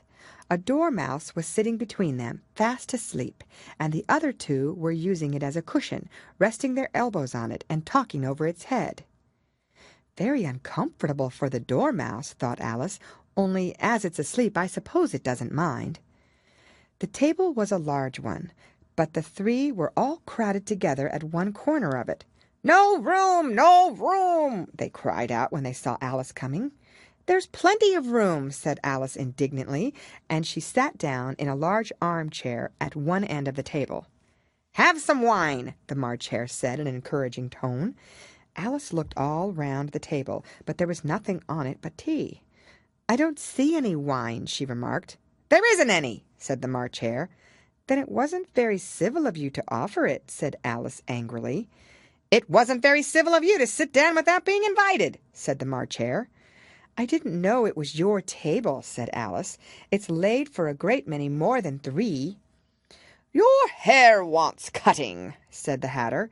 He had been looking at Alice for some time with great curiosity, and this was his first speech. "You should learn not to make personal remarks," Alice said with some severity. "It's very rude."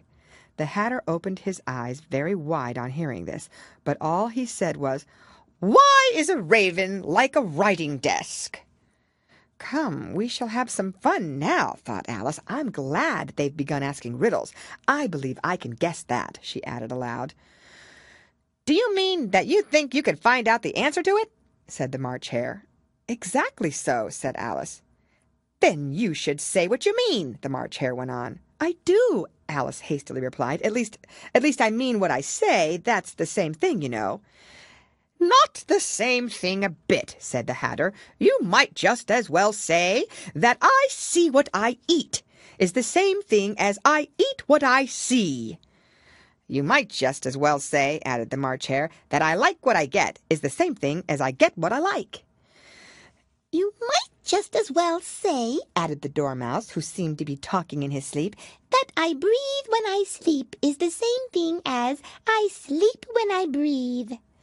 "It is the same thing with you," said the Hatter, and here the conversation dropped, and the party sat silent for a minute, while Alice thought over all she could remember about ravens and writing desks, which wasn't much. The Hatter was the first to break the silence. "What day of the month is it?" he said, turning to Alice. He had taken his watch out of his pocket and was looking at it uneasily, shaking it every now and then and holding it to his ear. Alice considered a little, and then said, "The 4th." "2 days wrong," sighed the Hatter. "I told you butter wouldn't suit the works," he added, looking angrily at the March Hare. "It was the best butter," the March Hare meekly replied. "Yes, but some crumbs must have got in as well," the Hatter grumbled. "You shouldn't have put it in with the bread knife." The March Hare took the watch and looked at it gloomily. Then he dipped it into his cup of tea and looked at it again, but he could think of nothing better to say than his first remark. It was the best butter, you know. Alice had been looking over his shoulder with some curiosity. "What a funny watch," she remarked. "It tells the day of the month and doesn't tell what o'clock it is." "Why should it?" muttered the Hatter. "Does your watch tell you what year it is?" "Of course not," Alice replied very readily, "but that's because it stays the same year for such a long time together." "Which is just the case with mine," said the Hatter. Alice felt dreadfully puzzled. The Hatter's remark seemed to have no sort of meaning in it, and yet it was certainly English. "I don't quite understand you," she said as politely as she could. "The Dormouse is asleep again," said the Hatter, and he poured a little hot tea upon its nose. The Dormouse shook its head impatiently and said without opening its eyes, Of course, just what I was going to remark myself." "Have you guessed the riddle yet?" the Hatter said, turning to Alice again. "No, I give it up," Alice replied. "What's the answer?" "I haven't the slightest idea," said the Hatter. "Nor I," said the March Hare. Alice sighed wearily. "I think you might do something better with the time," she said, "than waste it in asking riddles that have no answers." "If you knew time as well as I do," said the Hatter, "you wouldn't talk about wasting it. It's him." "I don't know what you mean," said Alice. "Of course you don't," the Hatter said, tossing his head contemptuously. "I dare say you never even spoke to time." "Perhaps not," Alice cautiously replied, "but I know I have to beat time when I learn music." "Ah, that accounts for it," said the Hatter. "He won't stand beating. Now, if you only kept on good terms with him, he'd do almost anything you like with the clock. For instance, suppose it were 9 o'clock in the morning, just time to begin lessons. You'd only have to whisper a hint to time, and round goes the clock in a twinkling. 1:30, time for dinner." "I only wish it was," the March Hare said to itself in a whisper. "That would be grand, certainly," said Alice thoughtfully. "But then I shouldn't be hungry for it, you know." "Not at first, perhaps," said the Hatter, "but you could keep it to 1:30 as long as you liked." "Is that the way you manage?" Alice asked. The Hatter shook his head mournfully. "Not I," he replied. "We quarreled last March, just before he went mad, you know," pointing with his teaspoon at the March Hare. "It was at the great concert given by the Queen of Hearts, and I had to sing, 'Twinkle, twinkle, little bat, how I wonder what you're at.' You know the song, perhaps?" "I've heard something like it," said Alice. "It goes on, you know," the Hatter continued in this way. "Up above the world you fly, like a tea-tray in the sky. Twinkle, twinkle." Here the Dormouse shook itself and began singing in its sleep, "Twinkle, twinkle, twinkle, twinkle," and went on so long that they had to pinch it to make it stop. "Well, I'd hardly finished the first verse," said the Hatter, "when the Queen jumped up and bawled out, 'He's murdering the time! Off with his head!'" "How dreadfully savage!" exclaimed Alice. "And ever since that," the Hatter went on in a mournful tone, "he won't do a thing I ask. It's always 6 o'clock now." A bright idea came into Alice's head. "Is that the reason so many tea things are put out here?" she asked. "Yes, that's it," said the Hatter with a sigh. "It's always tea time, and we've no time to wash the things between whiles." "Then you keep moving round, I suppose," said Alice. "Exactly so," said the Hatter, "as the things get used up." "But what happens when you come to the beginning again?" Alice ventured to ask. "Suppose we change the subject," the March Hare interrupted, yawning. "I'm getting tired of this. I vote the young lady tells us a story." "I'm afraid I don't know one," said Alice, rather alarmed at the proposal. "Then the Dormouse shall," they both cried. "Wake up, Dormouse!" and they pinched it on both sides at once. The Dormouse slowly opened his eyes. "I wasn't asleep," he said in a hoarse, feeble voice. "I heard every word you fellows were saying." "Tell us a story," said the March Hare. "Yes, please do," pleaded Alice. "And be quick about it," added the Hatter, "or you'll be asleep again before it's done." Once upon a time there were 3 little sisters, the Dormouse began in a great hurry, and their names were Elsie, Lacie, and Tilly, and they lived at the bottom of a well. "What did they live on?" said Alice, who always took a great interest in questions of eating and drinking. They lived on treacle, said the Dormouse after thinking a minute or two. "They couldn't have done that, you know," Alice gently remarked. "They'd have been ill." So they were, said the Dormouse, very ill. Alice tried to fancy to herself what such an extraordinary ways of living would be like, but it puzzled her too much. So she went on. "But why did they live at the bottom of a well?" "Take some more tea," the March Hare said to Alice very earnestly. "I've had nothing yet," Alice replied in an offended tone, "so I can't take more." "You mean you can't take less," said the Hatter. "It's very easy to take more than nothing." "Nobody asked your opinion," said Alice. "Who's making personal remarks now?" the Hatter asked triumphantly. Alice did not quite know what to say to this, so she helped herself to some tea and bread and butter, and then turned to the Dormouse and repeated her question. Why did they live at the bottom of a well? The Dormouse again took a minute or two to think about it, and then said, "It was a treacle well." "There's no such thing," Alice was beginning very angrily, but the Hatter and the March Hare went, "Shh, shh," and the Dormouse sulkily remarked, "If you can't be civil, you'd better finish the story for yourself." "No, please go on," Alice said very humbly. I won't interrupt again. I dare say there may be one." "One indeed," said the Dormouse indignantly. However, he consented to go on. "And so these 3 little sisters, they were learning to draw, you know." "What did they draw?" said Alice, quite forgetting her promise. "Treacle," said the Dormouse, without considering it all this time. "I want a clean cup," interrupted the Hatter. "Let's all move one place on." He moved on as he spoke, and the Dormouse followed him. The March Hare moved into the Dormouse's place, and Alice, rather unwillingly, took the place of the March Hare. The Hatter was the only one who got any advantage from the change, and Alice was a good deal worse off than before, as the March Hare had just upset the milk jug into his plate. Alice did not wish to offend the Dormouse again, so she began very cautiously. "But I don't understand. Where did they draw the treacle from?" "You can draw water out of a water well," said the Hatter, "so I should think you could draw treacle out of a treacle well. Eh, stupid?" "But they were in the well," Alice said to the Dormouse, not choosing to notice this last remark. "Of course they were," said the Dormouse. "Well in." This answer so confused poor Alice that she let the Dormouse go on for some time without interrupting it.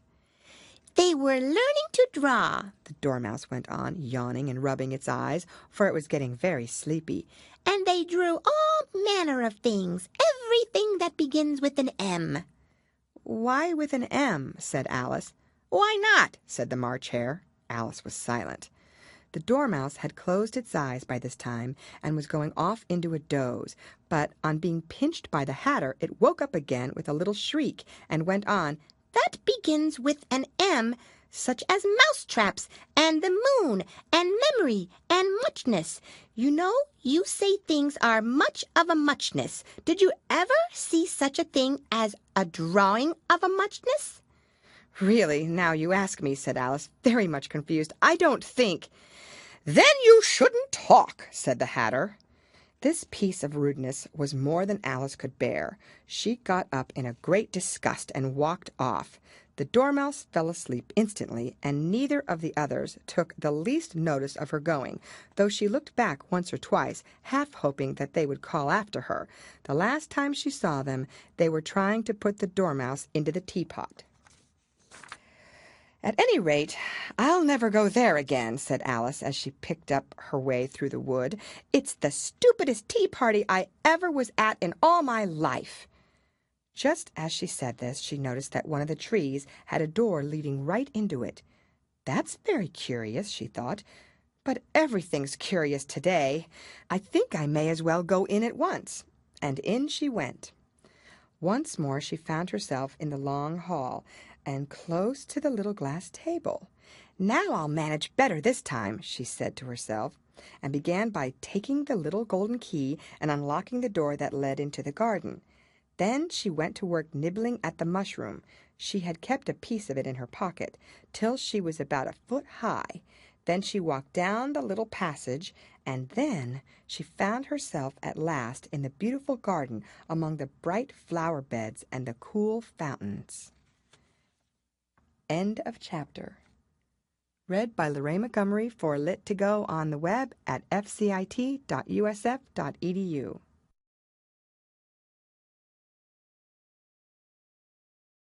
Alice in Wonderland by Lewis Carroll. Chapter 8. The Queen's Croquet-Ground. A large rose tree stood near the entrance of the garden. The roses growing on it were white, but there were 3 gardeners at it, busily painting them red. Alice thought this a very curious thing, and she went nearer to watch them, and just as she came up to them, she heard one of them say, "Look out now, Five! Don't go splashing paint over me like that." "I couldn't help it," said Five in a sulky tone. "Seven jogged my elbow." On which Seven looked up and said, "That's right, Five. Always lay the blame on others." "You'd better not talk," said Five. "I heard the Queen say only yesterday you deserved to be beheaded." "What for?" said the one who had spoken first. "That's none of your business, Two," said Seven. "Yep, it is his business," said Five. "I'll tell him. It was for bringing the cook tulip roots instead of onions." Seven flung down his brush and had just begun, "Well, of all the unjust things," when his eye chanced to fall upon Alice as she stood watching them, and he checked himself suddenly. The others looked round also, and all of them bowed low. "Would you tell me," said Alice a little timidly, "why you are painting those roses?" 5 and 7 said nothing, but looked at 2.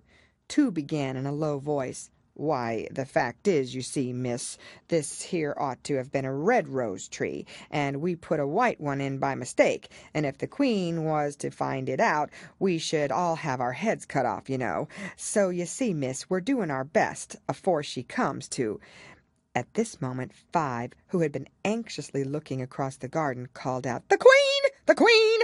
and the 3 gardeners instantly threw themselves flat upon their faces. There was a sound of many footsteps, and Alice looked round, eager to see the Queen. First came 10 soldiers carrying clubs. These were all shaped like the 3 gardeners, oblong and flat, with their hands and feet at the corners. Next, the 10 courtiers. These were ornamented all over with diamonds, and walked 2 and 2, as the soldiers did. After these came the royal children. There were 10 of them, and the little dears came jumping merrily along hand in hand in couples. They were all ornamented with hearts. Next came the guests, mostly kings and queens, and among them Alice recognized the White Rabbit. It was talking in a hurried, nervous manner, smiling at everything that was said, and went by without noticing her. Then followed the Knave of Hearts, carrying the king's crown on a crimson velvet cushion. And, last of all this grand procession, came the King and Queen of Hearts. Alice was rather doubtful whether she ought not to lie down on her face like the 3 gardeners, but she could not remember ever having heard of such a rule at processions. And besides, what would be the use of a procession, thought she, if people had all to lie down upon their faces so that they couldn't see it? So she stood still where she was and waited. When the procession came opposite to Alice, they all stopped and looked at her, and the Queen said severely, "Who is this?" She said it to the Knave of Hearts, who only bowed and smiled in reply. "Idiot!" said the Queen, tossing her head impatiently, and turning to Alice, she went on, "What's your name, child?" "My name is Alice, so please your Majesty," said Alice very politely, but she added to herself, "Why, they're only a pack of cards, after all. I needn't be afraid of them." "And who are these?" said the Queen, pointing to the 3 gardeners who were lying round the rose-tree, for, you see, as they were lying on their faces, and the pattern on their backs was the same as the rest of the pack, she could not tell whether they were gardeners, or soldiers, or courtiers, or 3 of her own children. "How should I know?" said Alice, surprised at her own courage. "It's no business of mine." The Queen turned crimson with fury, and, after glaring at her for a moment like a wild beast, screamed, "Off with her head! Off!" "Nonsense," said Alice very loudly and decidedly, and the Queen was silent. The King laid his hand upon her arm and timidly said, "Consider, my dear, she is only a child." The Queen turned angrily away from him and said to the knave, "Turn them over." The knave did so, very carefully, with one foot. "Get up!" said the Queen in a shrill, loud voice, and the 3 gardeners instantly jumped up and began bowing to the King, the Queen, the royal children, and everybody else. "Leave off that!" screamed the Queen. "You make me giddy." And then, turning to the rose-tree, she went on, "What have you been doing here?" "May it please your Majesty," said two, in a very humble tone, going down on one knee as he spoke, "we were trying—" "I see," said the Queen, who had meanwhile been examining the roses. "Off with their heads!" And the procession moved on, 3 of the soldiers remaining behind to execute the unfortunate gardeners, who ran to Alice for protection. "You shan't be beheaded," said Alice, and she put them into a large flower-pot that stood near. The 3 soldiers wandered about for a minute or 2, looking for them, and then quietly marched off after the others. "Are their heads off?" shouted the Queen. "Their heads are gone, if it please your Majesty," the soldiers shouted in reply. "That's right!" shouted the Queen. "Can you play croquet?" The soldiers were silent and looked at Alice, as the question was evidently meant for her. "Yes," shouted Alice. "Come on, then," roared the Queen, and Alice joined the procession, wondering very much what would happen next. It's a very fine day," said a timid voice at her side. She was walking by the White Rabbit, who was peeping anxiously into her face. "Very," said Alice. "Where's the Duchess?" "Hush, hush," said the Rabbit in a low, hurried tone. He looked anxiously over his shoulder as he spoke, and then raised himself upon tiptoe, put his mouth close to her ear, and whispered, "She's under sentence of execution." "What for?" said Alice. "Did you say, 'What a pity'?" the Rabbit asked. "No, I didn't," said Alice. "I don't think it's at all a pity. I said, 'What for?'" "She boxed the Queen's ears," the Rabbit began. Alice gave a little scream of laughter. "Oh, hush!" the Rabbit whispered in a frightened tone. "The Queen will hear you. You see, she came rather late, and the Queen said—" "Get to your places!" shouted the Queen in a voice of thunder, and people began running about in all directions, tumbling up against each other. However, they got settled down in a minute or 2, and the game began. Alice thought she had never seen such a curious croquet-ground in her life. It was all ridges and furrows. The balls were live hedgehogs, the mallets live flamingos, and the soldiers had to double themselves up and to stand on their hands and feet to make the arches. The chief difficulty Alice found at first was in managing her flamingo.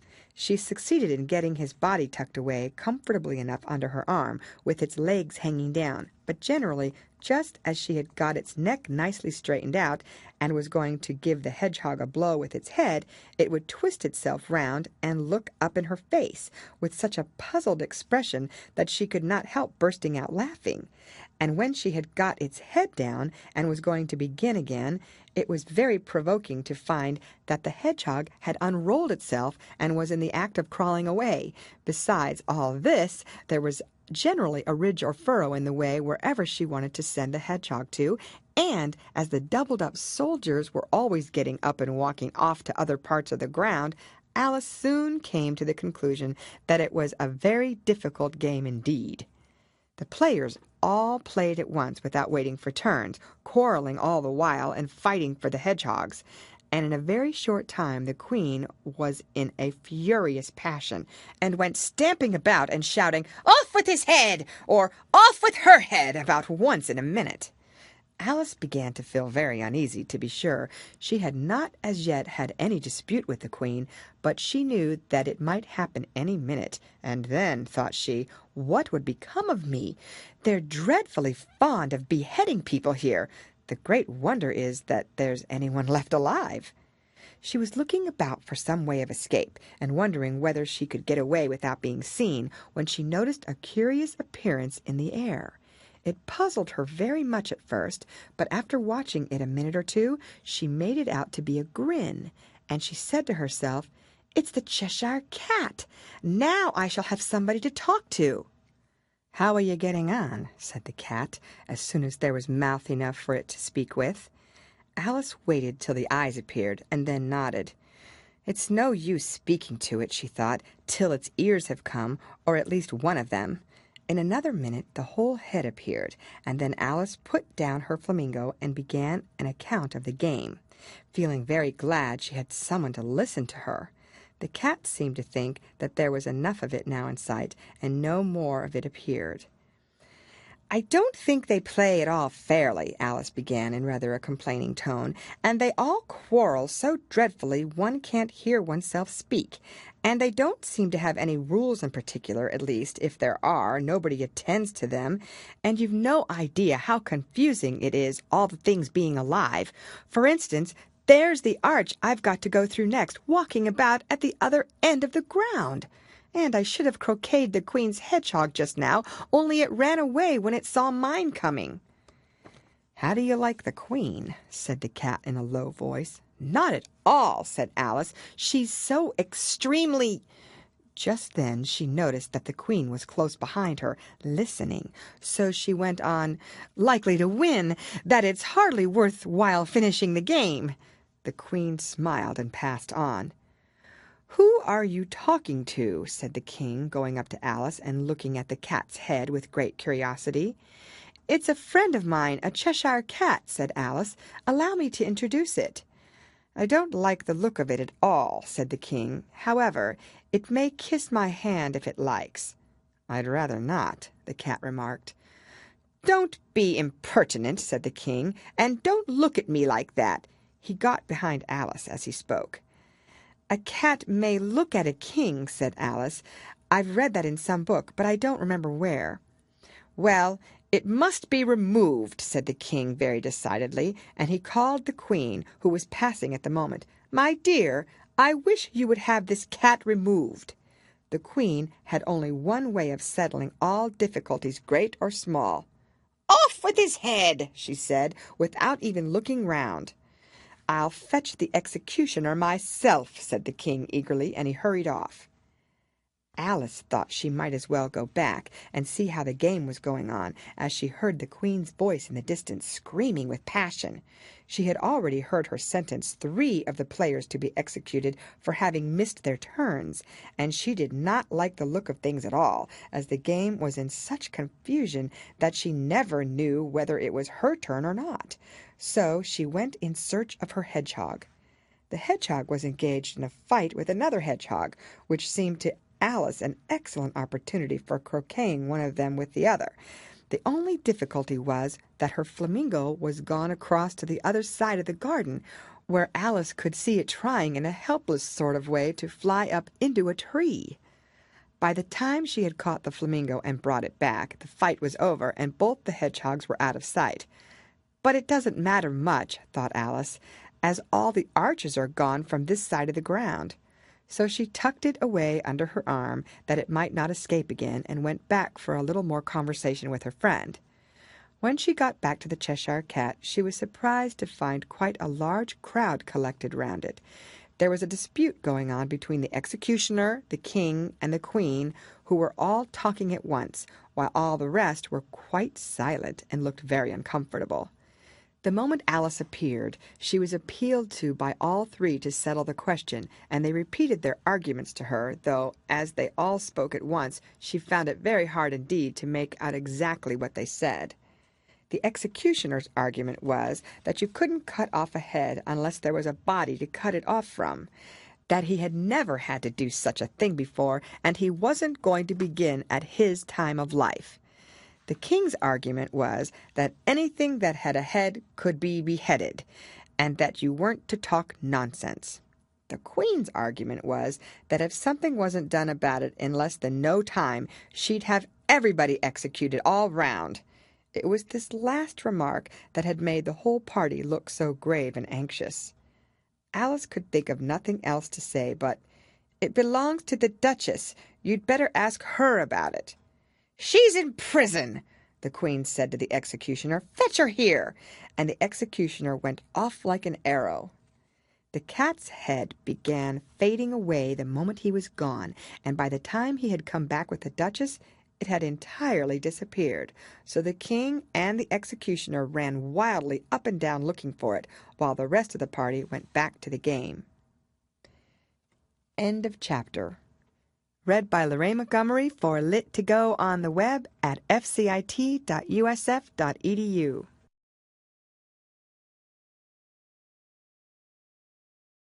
Alice in Wonderland by Lewis Carroll.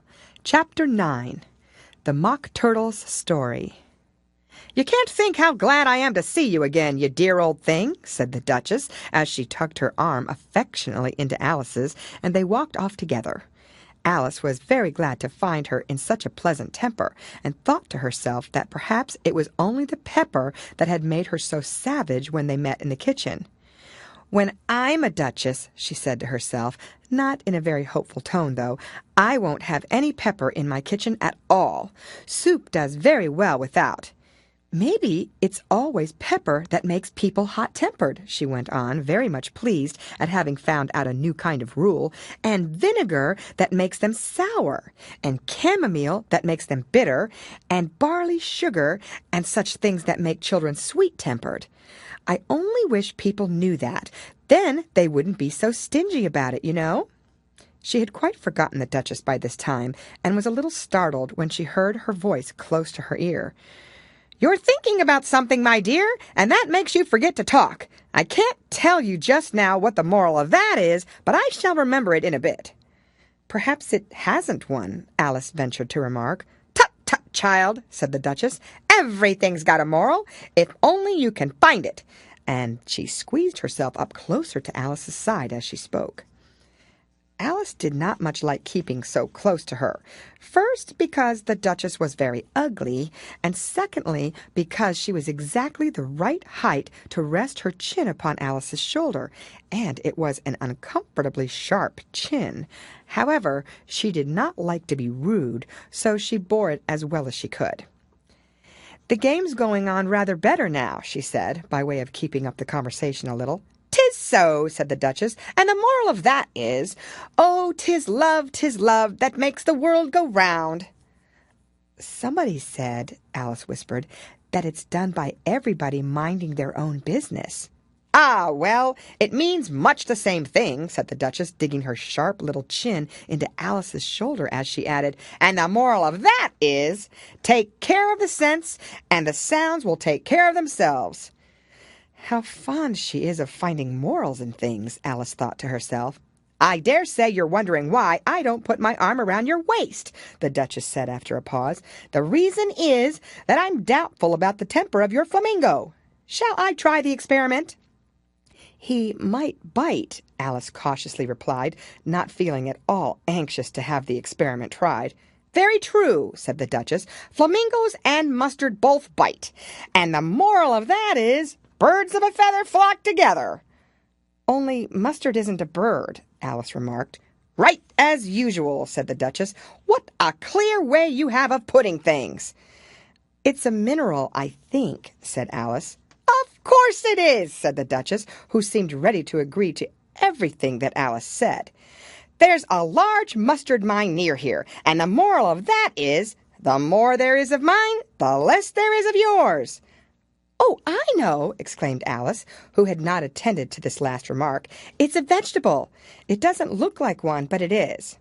"I quite agree with you," said the Duchess, "and the moral of that is, be what you would seem to be, or if you'd like it put more simply, never imagine yourself not to be otherwise than what it might appear to others that what you were or might have been was not otherwise than what you have been would have appeared to them to be otherwise."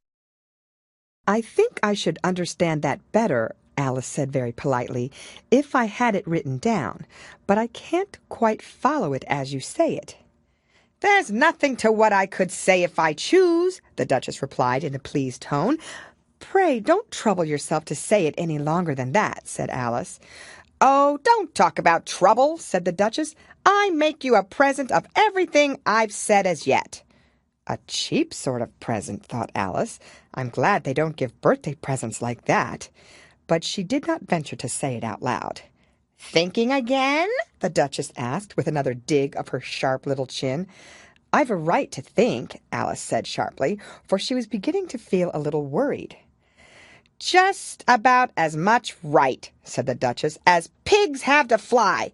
And the moral—" But here, to Alice's great surprise, the Duchess's voice died away, even in the middle of her favorite word, moral, and the arm that was linked into hers began to tremble. Alice looked up, and there stood the Queen in front of them, with her arms folded, frowning like a thunderstorm. "A fine day, Your Majesty," the Duchess began in a low, weak voice. "Now, I give you fair warning," shouted the Queen, stamping on the ground as she spoke. "Either you or your head must be off, and that in about half no time. Take your choice."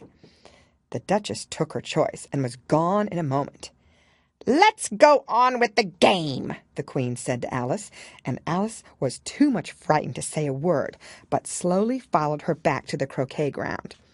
The other guests had taken advantage of the Queen's absence and were resting in the shade. However, the moment they saw her, they hurried back to the game, the Queen merely remarking that a moment's delay would cost them their lives.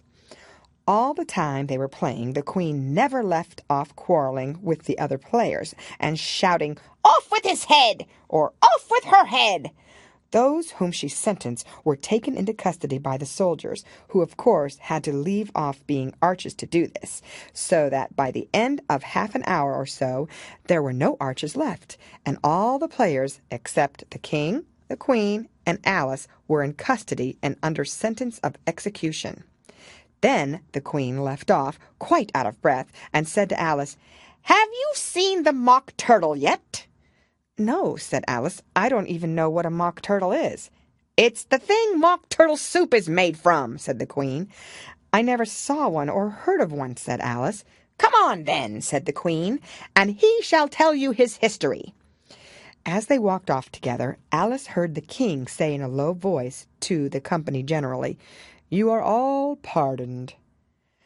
"Come, that's a good thing," she said to herself, for she had felt quite unhappy at the number of executions the Queen had ordered.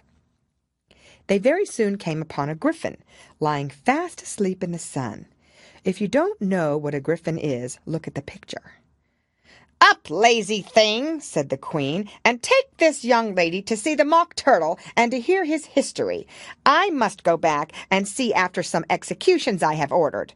And she walked off, leaving Alice alone with the griffin.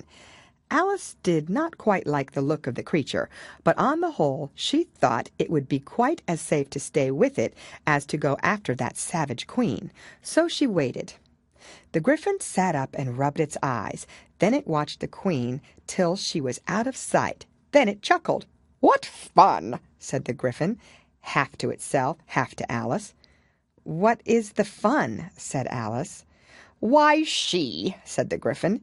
"It's all her fancy that they never executes nobody, you know. Come on." "Everybody says come on here," thought Alice as she went slowly after it.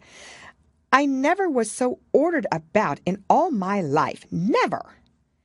They had not gone far before they saw the mock turtle in the distance, sitting sad and lonely on a little ledge of rock, and as they came nearer, Alice could hear him sighing as if his heart would break. She pitied him deeply. "What is his sorrow?" she asked the griffin, and the griffin answered, very nearly in the same words as before. It's all his fancy, that. He hasn't got no sorrow, you know. Come on." So they went up to the Mock Turtle, who looked at them with large eyes full of tears, but said nothing. "This here young lady," said the Gryphon, "she wants for to know your history, she do." "I'll tell it her," said the Mock Turtle in a deep, hollow tone.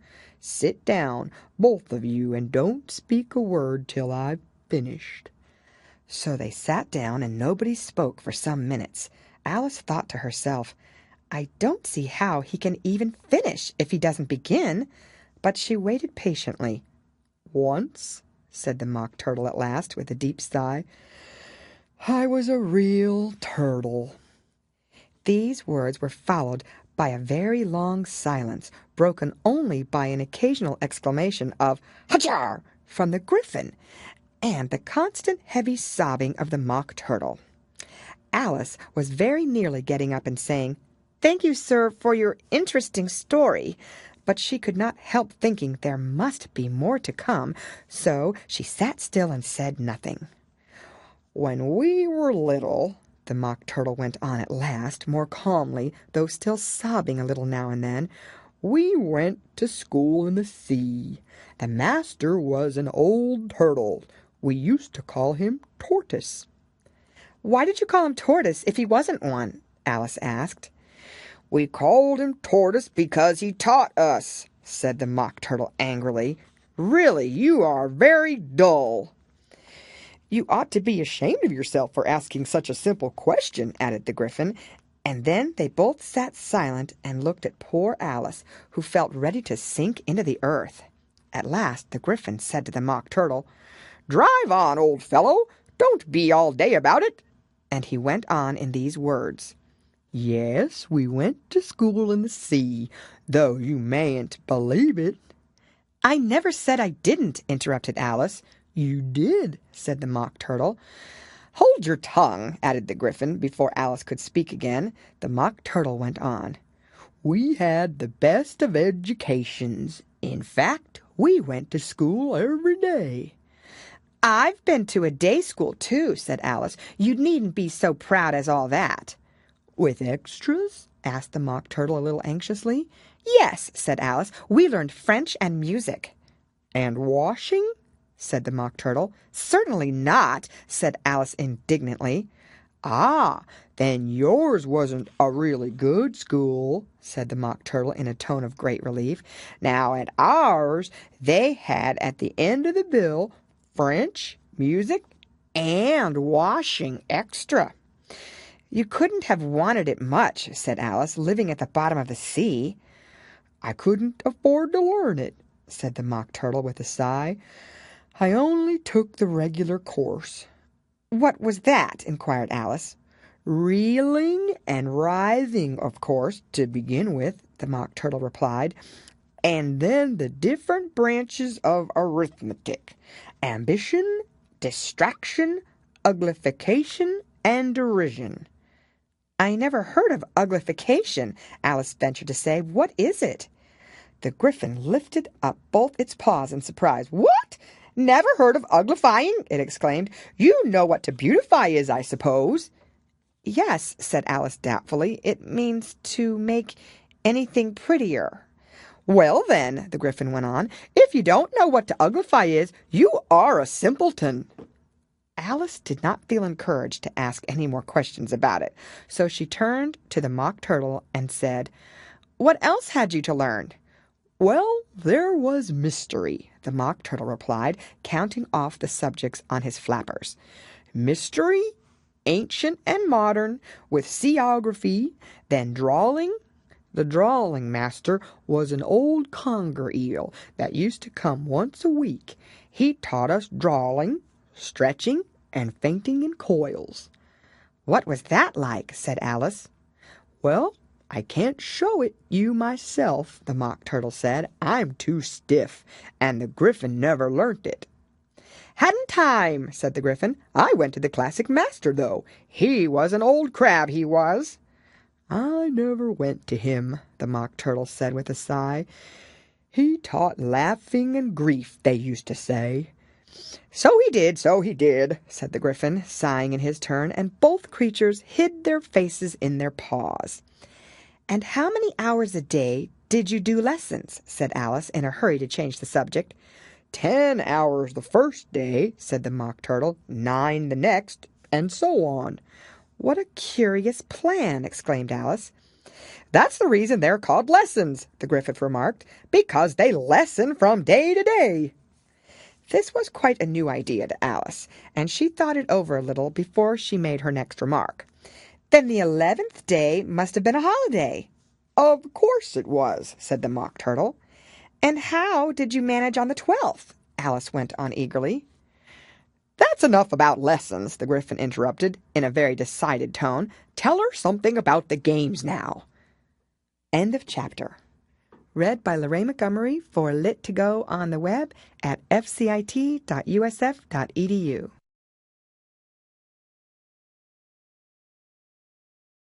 Alice in Wonderland by Lewis Carroll. Chapter 10. The Lobster Quadrille. The Mock Turtle sighed deeply and drew the back of one flapper across his eyes. He looked at Alice and tried to speak, but for a minute or two sobs choked his voice. Same as if he had a bone in his throat, said the Gryphon, and it set to work shaking him and punching him in the back. At last, the Mock Turtle recovering his voice, and with tears running down his cheeks, he went on again. You may not have lived much under the sea. I haven't, said Alice. And perhaps you were never even introduced to a lobster. Alice began to say, I once tasted, but checked herself hastily and said, No, never. So you can have no idea what a delightful thing a lobster quadrille is. No, indeed, said Alice. What sort of a dance is it? Why, said the Gryphon, you first form into a line along the seashore. 2 lines, cried the Mock Turtle. Seals, turtles, salmon, and so on. Then, when you've cleared all the jellyfish out of the way... That generally takes some time, interrupted the Gryphon. You advance twice. Each with a lobster as a partner, cried the Gryphon. Of course, the Mock Turtle said. Advance twice, set to partners. Change lobsters and retire in same order, continued the Gryphon. Then you know, the Mock Turtle went on, you throw the lobsters, shouted the Gryphon, with a bound into the air, as far out to sea as you can. Swim after them, screamed the Gryphon. Turn a somersault in the sea, cried the Mock Turtle, capering wildly about. Change lobsters again, yelled the Gryphon at the top of his voice. Back to land again, and that's all the first figure, said the Mock Turtle, suddenly dropping his voice, and the 2 creatures, who had been jumping about like mad things all this time, sat down again very sadly and quietly and looked at Alice. It must be a very pretty dance, said Alice timidly. Would you like to see a little of it? Said the Mock Turtle. Very much indeed, said Alice. Come, let's try the first figure, said the Mock Turtle to the Gryphon. We can do without lobsters, you know. Which shall sing? Oh, you sing, said the Gryphon. I've forgotten the words. So they began solemnly dancing round and round Alice, every now and then treading on her toes when they passed too close, and waving their forepaws to mark the time, while the Mock Turtle sang this very slowly and sadly. Will you walk a little faster, said a whiting to a snail. There's a porpoise close behind us, and he's treading on my tail. See how eagerly the lobsters and the turtles all advance. They are waiting on the shingle. Will you come and join the dance? Will you, won't you, will you, won't you, will you join the dance? Will you, won't you, will you, won't you join the dance? You can really have no notion how delightful it will be when they take us up and throw us with the lobsters out to sea. But the snail replied, too far, and gave a look askance. Said he thanked the whiting kindly, but he would not join the dance. would not, could not, would not, could not, would not join the dance. Would not, could not, would not, could not join the dance. What matters it how far we go? His scaly friend replied. There is another shore, you know, upon the other side. The further off from England, the nearer is to France. Then turn not pale, beloved snail, but come and join the dance. Will you, won't you, will you, won't you join the dance? Will you, won't you, won't you join the dance? Thank you. It's a very interesting dance to watch, said Alice, feeling very glad that it was over at last. And I do so like that curious song about the whiting. Oh, as to the whiting, said the Mock Turtle, you've seen them, of course. Yes, said Alice, I've often seen them at She checked herself hastily. I don't know where Din may be, said the Mock Turtle, but if you've seen them so often, of course you know what they're like. I believe so, Alice replied thoughtfully. They have their tails in their mouths, and they're all over crumbs. You're wrong about the crumbs, said the Mock Turtle. Crumbs would all wash off in the sea. But they have their tails in their mouths, and the reason is... Here the Mock Turtle yawned and shut his eyes. Tell her about the reason and all that, he said to the Gryphon. The reason is, said the Gryphon, that they would go with the lobsters to the dance, so they got thrown out to sea. So they had to fall a long way. So they got their tails fast in their mouths, so they couldn't get them out again. That's all. Thank you, said Alice. It's very interesting. I never knew so much about a whiting before. I can tell you more than that if you like, said the Gryphon. Do you know why it's called a whiting? I never thought about it, said Alice. Why? It does the boots and shoes, the Gryphon replied very solemnly. Alice was thoroughly puzzled. Does the boots and shoes? She repeated in a wondering tone. Why, what are your shoes done with? Said the Gryphon. I mean, what makes them so shiny? Alice looked down at them and considered a little before she gave her answer. They're done with blacking, I believe. Boots and shoes under the sea, the Gryphon went on in a deep voice, are done with a whiting. Now you know. And what are they made of? Alice asked in a tone of great curiosity. Soles and eels, of course, the Gryphon replied rather impatiently. Any shrimp could have told you that. If I'd been the whiting, said Alice, whose thoughts were still running on the song, I'd have said to the porpoise, keep back, please. We don't want you with us. They were obliged to have him with them, the Mock Turtle said. No wise fish would go anywhere without a porpoise. Wouldn't it really? Said Alice in a tone of great surprise. Of course not, said the Mock Turtle. Why, if a fish came to me and told me he was going a journey, I should say, with what porpoise? Don't you mean purpose? Said Alice. I mean what I say, the Mock Turtle replied in an offended tone, and the Gryphon added, Come, let's hear some of your adventures.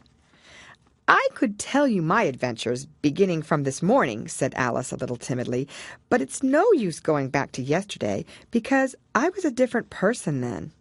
Explain all that, said the Mock Turtle. No, the adventures first, said the Gryphon in an impatient tone.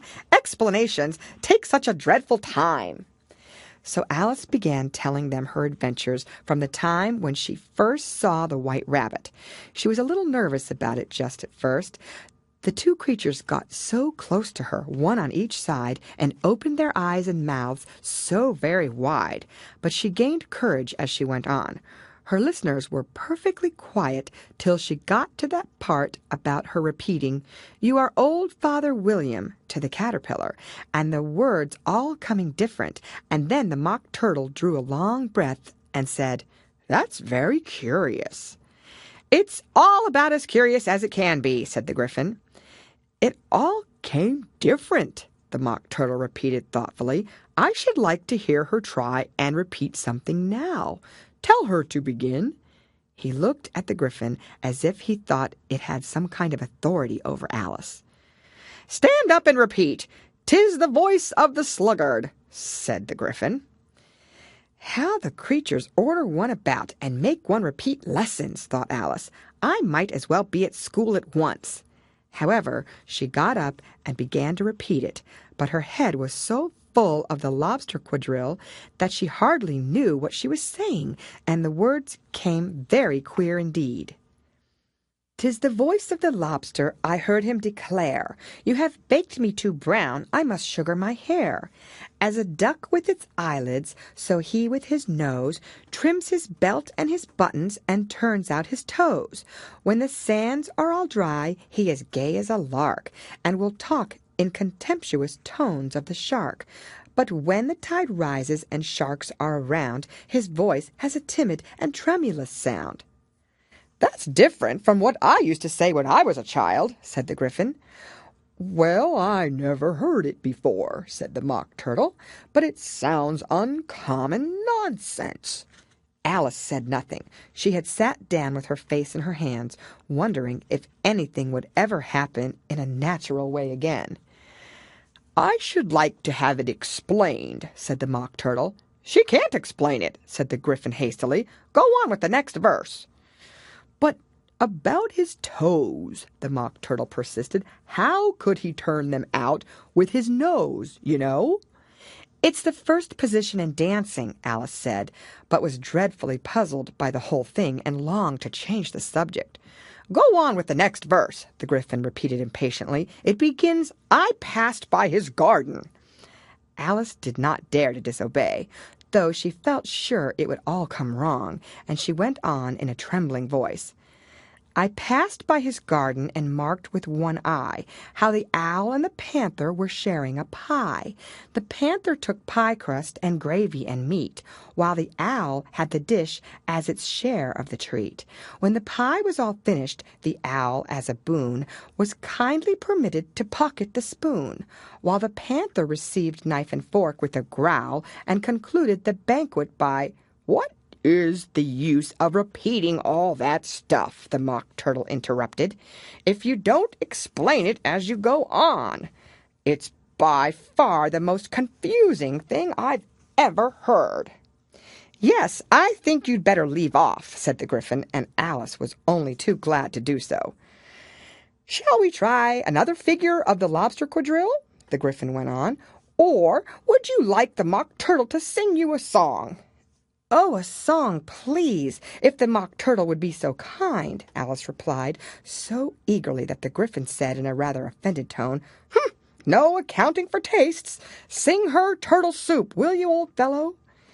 The Mock Turtle sighed deeply and began, in a voice sometimes choked with sobs, to sing this: "Beautiful soup, so rich and green, waiting in a hot tureen.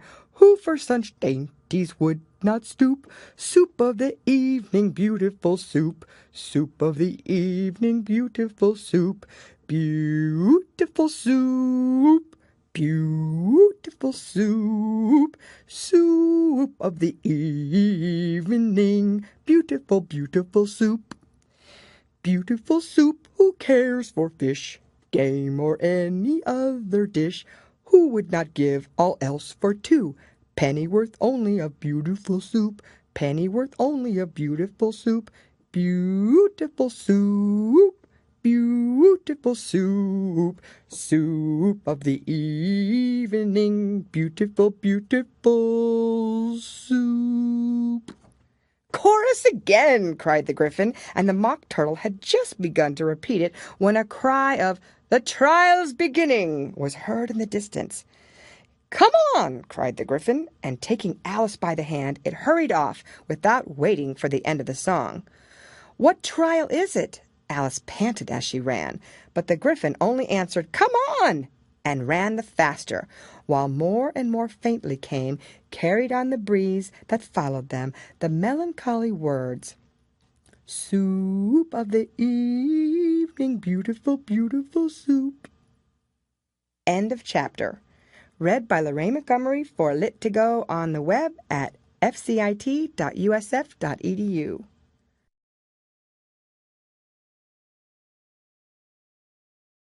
Alice in Wonderland by Lewis Carroll. Chapter 11. Who Stole the Tarts? The King and Queen of Hearts were seated on their throne when they arrived, with a great crowd assembled about them. All sorts of little birds and beasts, as well as the whole pack of cards. The knave was standing before them in chains, with a soldier on each side to guard him.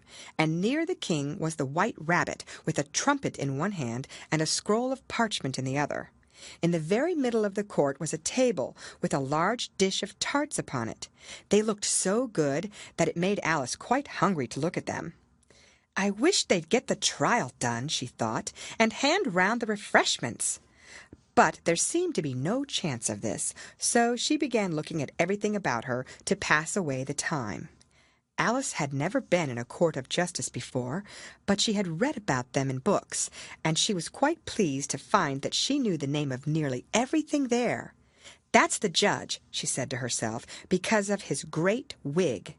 The judge, by the way, was the king, and as he wore his crown over the wig, he did not look at all comfortable, and it was certainly not becoming. "And that's the jury box," thought Alice, "and those 12 creatures." She was obliged to say creatures, you see, because some of them were animals and some were birds. "I suppose they are the jurors." She said this last word 2 or 3 times over to herself, being rather proud of it, for she thought, and rightly too, that very few little girls of her age knew the meaning of it at all. However, jurymen would have done just as well. The 12 jurors were all writing very busily on slates. "What are they doing?" Alice whispered to the Gryphon. "They can't have anything to put down yet, before the trial's begun." "They're putting down their names," the Gryphon whispered in reply, "for fear they should forget them before the end of the trial." "Stupid things!" Alice began in a loud, indignant voice, but she stopped hastily, for the white rabbit cried out, "Silence in the court!" and the king put on his spectacles and looked anxiously round to make out who was talking. Alice could see, as well as if she were looking over their shoulders, that all the jurors were writing down stupid things on their slates, and she could even make out that one of them didn't know how to spell stupid, and that he had to ask his neighbor to tell him. "A nice muddle their slates'll be in before the trial's over," thought Alice. One of the jurors had a pencil that squeaked. This, of course, Alice could not stand, and she went round the court and got behind him, and very soon found an opportunity of taking it away. She did it so quickly that the poor little juror, it was Bill the Lizard, could not make out at all what had become of it, so after hunting all about for it, he was obliged to write with one finger for the rest of the day, and this was of very little use, as it left no mark on the slate. "Herald, read the accusation," said the king. On this, the white rabbit blew 3 blasts on the trumpet, and then unrolled the parchment scroll, and read as follows. "The Queen of Hearts, she made some tarts, all on a summer day. The Knave of Hearts, he stole those tarts, and took them quite away." "Consider your verdict," the king said to the jury. "Not yet, not yet," the rabbit hastily interrupted. "There's a great deal to come before that." "Call the first witness," said the king, and the white rabbit blew 3 blasts on the trumpet and called out, "First witness!" The first witness was the Hatter. He came in with a teacup in one hand and a piece of bread and butter in the other. "I beg your pardon, your majesty," he began, "for bringing these in, but I hadn't quite finished my tea when I was sent for." "You ought to have finished," said the king. "When did you begin?" The Hatter looked down at the March Hare, who had followed him into the court, arm in arm with the Dormouse. 14th of March, I think it was," he said. 15th, said the March Hare. 16th, added the Dormouse. "Write that down," the king said to the jury, and the jury eagerly wrote down all 3 dates on their slates, and then added them up and reduced the answer to shillings and pence. "Take off your hat," the king said to the Hatter. "It isn't mine," said the Hatter. "Stolen!" the king exclaimed, turning to the jury, who instantly made a memorandum of the fact. "I keep them to sell," the Hatter added as an explanation. "I've none of my own. I'm a Hatter." Here the Queen put on her spectacles and began staring at the Hatter, who turned pale and fidgeted. "Give your evidence," said the King, "and don't be nervous, or I'll have you executed on the spot." This did not seem to encourage the witness at all. He kept shifting from one foot to the other, looking uneasily at the Queen, and in his confusion he bit a large piece out of his teacup instead of the bread and butter. Just at this moment Alice felt a very curious sensation, which puzzled her a good deal until she made out what it was. She was beginning to grow larger again, and she thought at first she would get up and leave the court. But on second thoughts she decided to remain where she was as long as there was room for her. "I wish you wouldn't squeeze so," said the Dormouse, who was sitting next to her. "I can hardly breathe." "I can't help it," said Alice very meekly. "I'm growing." "You've no right to grow here," said the Dormouse. "Don't talk nonsense," said Alice more boldly. "You know you're growing too." "Yes, but I grow at a reasonable pace," said the Dormouse. "Not in that ridiculous fashion." And he got up very sulkily and crossed over to the other side of the court. All this time the Queen had never left off staring at the Hatter, and just as the Dormouse crossed the court, she said to one of the officers of the court, "Bring me the list of the singers in the last concert," on which the wretched Hatter trembled so that he shook both his shoes off. "Give your evidence," the King repeated angrily, "or I'll have you executed whether you're nervous or not." "I'm a poor man, your Majesty," the Hatter began in a trembling voice, "and I hadn't begun my tea, not above a week or so, and what with the bread and butter getting so thin, and the twinkling of the tea—" "The twinkling of the what?" said the King. "It began with the tea," the Hatter replied. "Of course twinkling begins with the tea," said the King sharply. "Do you take me for a dunce? Go on." "I'm a poor man," the Hatter went on, "and most things twinkled after that. Only the March Hare said—" "I didn't," the March Hare interrupted in a great hurry. "You did," said the Hatter. "I deny it," said the March Hare. "He denies it," said the King. "Leave out that part." "Well, at any rate, the Dormouse said—" The Hatter went on, looking anxiously round to see if he would deny it too, but the Dormouse denied nothing, being fast asleep. "After that," continued the Hatter, "I cut some more bread and butter." "But what did the Dormouse say?" one of the jury asked. "That I can't remember," said the Hatter. "You must remember," remarked the King, "or I'll have you executed." The miserable Hatter dropped his teacup and bread and butter and went down on one knee. "I'm a poor man, your Majesty," he began. "You're a very poor speaker," said the King. Here one of the guinea pigs cheered and was immediately suppressed by the officers of the court. As that is rather a hard word, I will just explain to you how it was done. They had a large canvas bag which tied up at the mouth with strings. Into this they slipped the guinea pig head first and then sat upon it. "I'm glad I've seen that done," thought Alice. "I've so often read it in newspapers at the end of trials. There was some attempts at applause, which was immediately suppressed by the officers of the court, and I never understood what it meant till now." "If that's all you know about it, you may stand down," continued the King. "I can't go no lower," said the Hatter. "I'm on the floor as it is." "Then you may sit down," the King replied. Here the other guinea pig cheered and was suppressed. "Come, that finished the guinea pigs," thought Alice. "Now we shall get on better." "I'd rather finish my tea," said the Hatter, with an anxious look at the Queen, who was reading the list of singers. "You may go," said the King, and the Hatter hurriedly left the court, without even waiting to put his shoes on.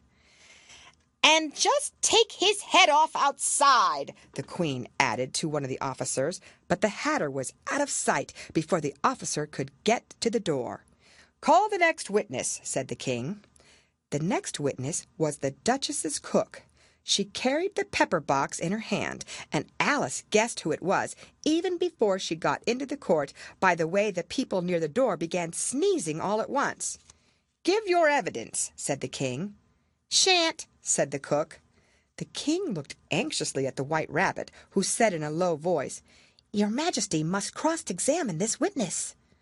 "Well, if I must, I must," the king said, with a melancholy air, and after folding his arms and frowning at the cook till his eyes were nearly out of sight, he said in a deep voice, "What are the tarts made of?" "Pepper, mostly," said the cook. "Treacle," said a sleepy voice behind her. "Collar that dormouse!" the queen shrieked out. "Behead the dormouse! Turn that dormouse out of court! Suppress him! Pinch him! Off with his whiskers!" For some minutes the whole court was in confusion, getting the dormouse turned out, and by the time they had settled down again, the cook had disappeared. "Never mind," said the king, with an air of great relief. "Call the next witness." And he added in an undertone to the queen, "Really, my dear, you must cross-examine the next witness. It quite makes my forehead ache." Alice watched the White Rabbit as he fumbled over the list, feeling very curious to see what the next witness would be like. "For they haven't got much evidence yet," she said to herself. Imagine her surprise when the White Rabbit read out at the top of his shrill little voice the name Alice. End of chapter. Read by Lorraine Montgomery for Lit to Go on the web at fcit.usf.edu.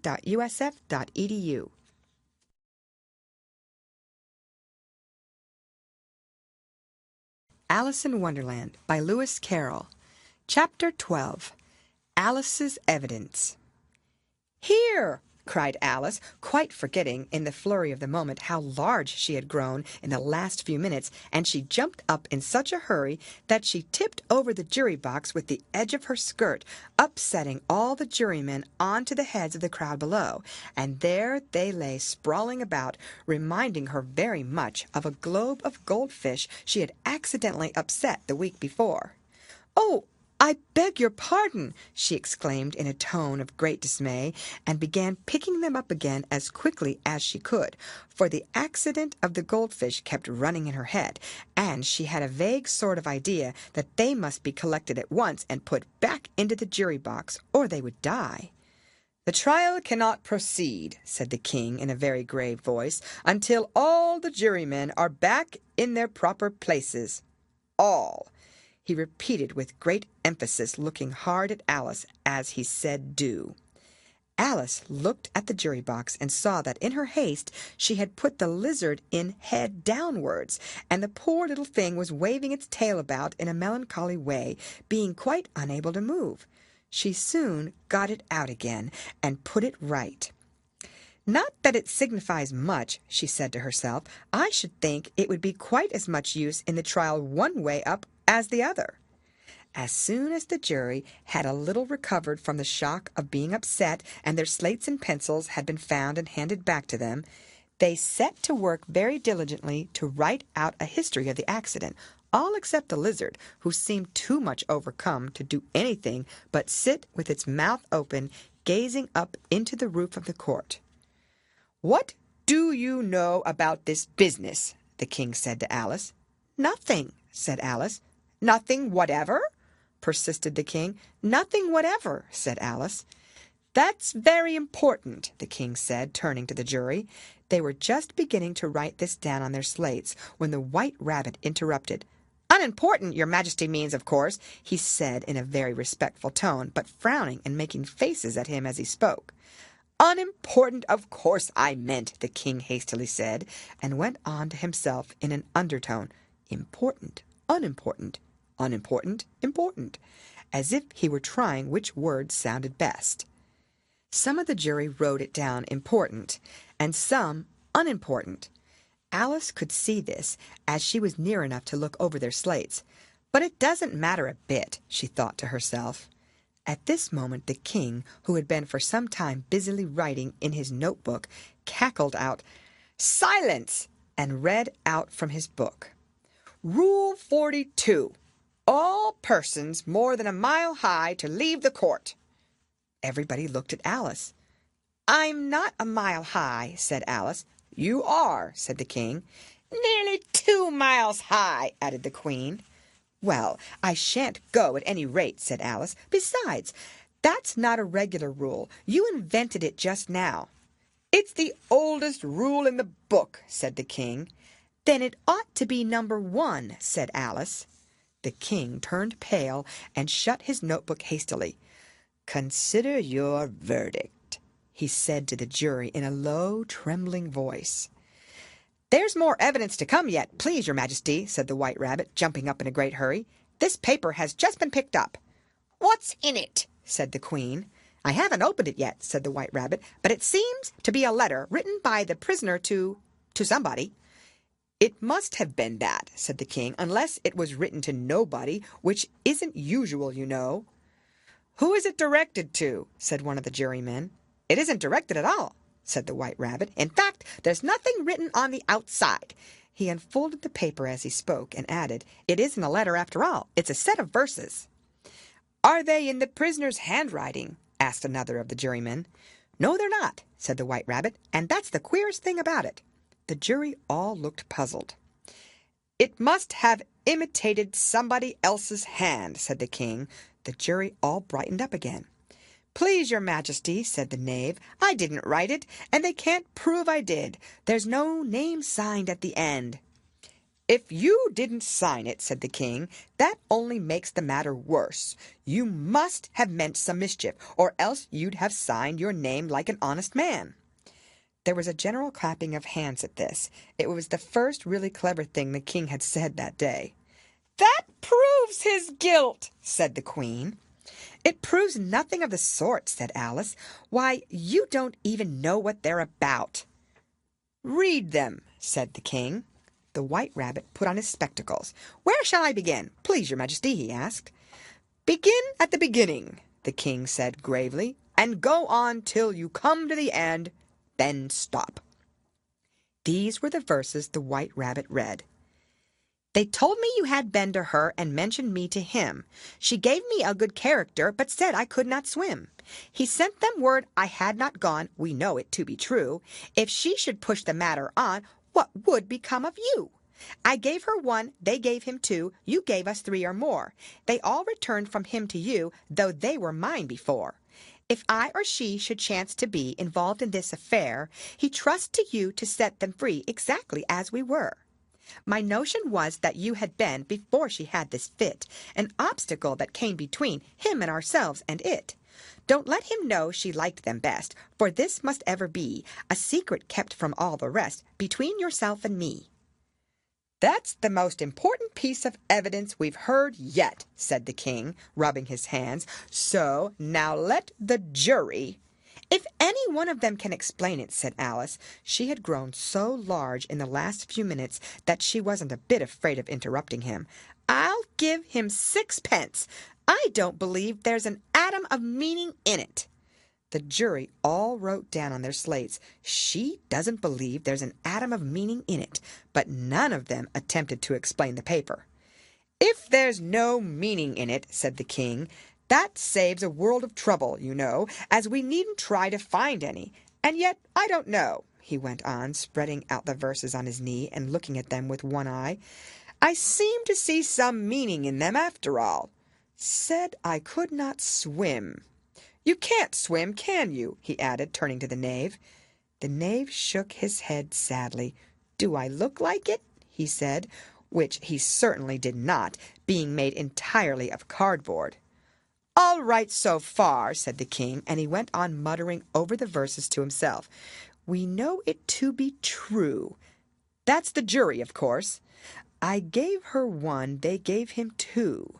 Why, that must be what he did with the tarts, you know." "But it goes on, they all returned from him to you," said Alice. "Why, there they are," said the king triumphantly, pointing to the tarts on the table. "Nothing can be clearer than that. Then again, before she had this fit—" "You never had fits, my dear, I think," he said to the queen. "Never!" said the queen furiously, throwing an inkstand at the lizard as she spoke. The unfortunate little Bill had left off writing on his slate with 1 finger, as he found it made no mark, but he now hastily began again, using the ink that was trickling down his face as long as it lasted. "Then the words don't fit you," said the king, looking round the court with a smile. There was a dead silence. "It's a pun," the king added in an offended tone, and everybody laughed. "Let the jury consider their verdict," the king said for about the 20th time that day. "No, no," said the queen. "Sentence first, verdict afterwards." "Stuff and nonsense," said Alice loudly. "The idea of having the sentence first." "Hold your tongue," said the queen, turning purple. "I won't," said Alice. "Off with her head!" the queen shouted at the top of her voice. Nobody moved. "Who cares for you?" said Alice. She had grown to her full size by this time. "You're nothing but a pack of cards." At this the whole pack rose up into the air and came flying down upon her. She gave a little scream, half of fright and half of anger, and tried to beat them off, and found herself lying on the bank with her head in the lap of her sister, who was gently brushing away some dead leaves that had fluttered down from the trees upon her face. "Wake up, Alice dear," said her sister. "Why, what a long sleep you've had." "Oh, I've had such a curious dream," said Alice, and she told her sister, as well as she could remember them, all these strange adventures of hers that you have just been reading about. And when she had finished, her sister kissed her and said, "It was a curious dream, dear, certainly, but now run into your tea. It's getting late." So Alice got up and ran off, thinking while she ran, as well she might, what a wonderful dream it had been. But her sister sat still just as she left her, leaning her head on her hand, watching the setting sun, and thinking of little Alice and all her wonderful adventures, till she too began dreaming after a fashion, and this was her dream. First she dreamed of little Alice herself, and once again the tiny hands were clasped upon her knee, and the bright, eager eyes were looking up into hers. She could hear the very tones of her voice, and see that queer little toss of her head to keep back the wandering hair that would always get into her eyes, and still as she listened, or seemed to listen, the whole place around her became alive, the strange creatures of her little sister's dream. The long grass rustled at her feet as the white rabbit hurried by. The frightened mouse splashed his way through the neighboring pool. She could hear the rattle of the teacups as the March Hare and his friends shared their never-ending meal, and the shrill voice of the queen ordering off her unfortunate guest to execution. Once more the pig baby was sneezing on the Duchess's knee, while the plates and dishes crashed around it.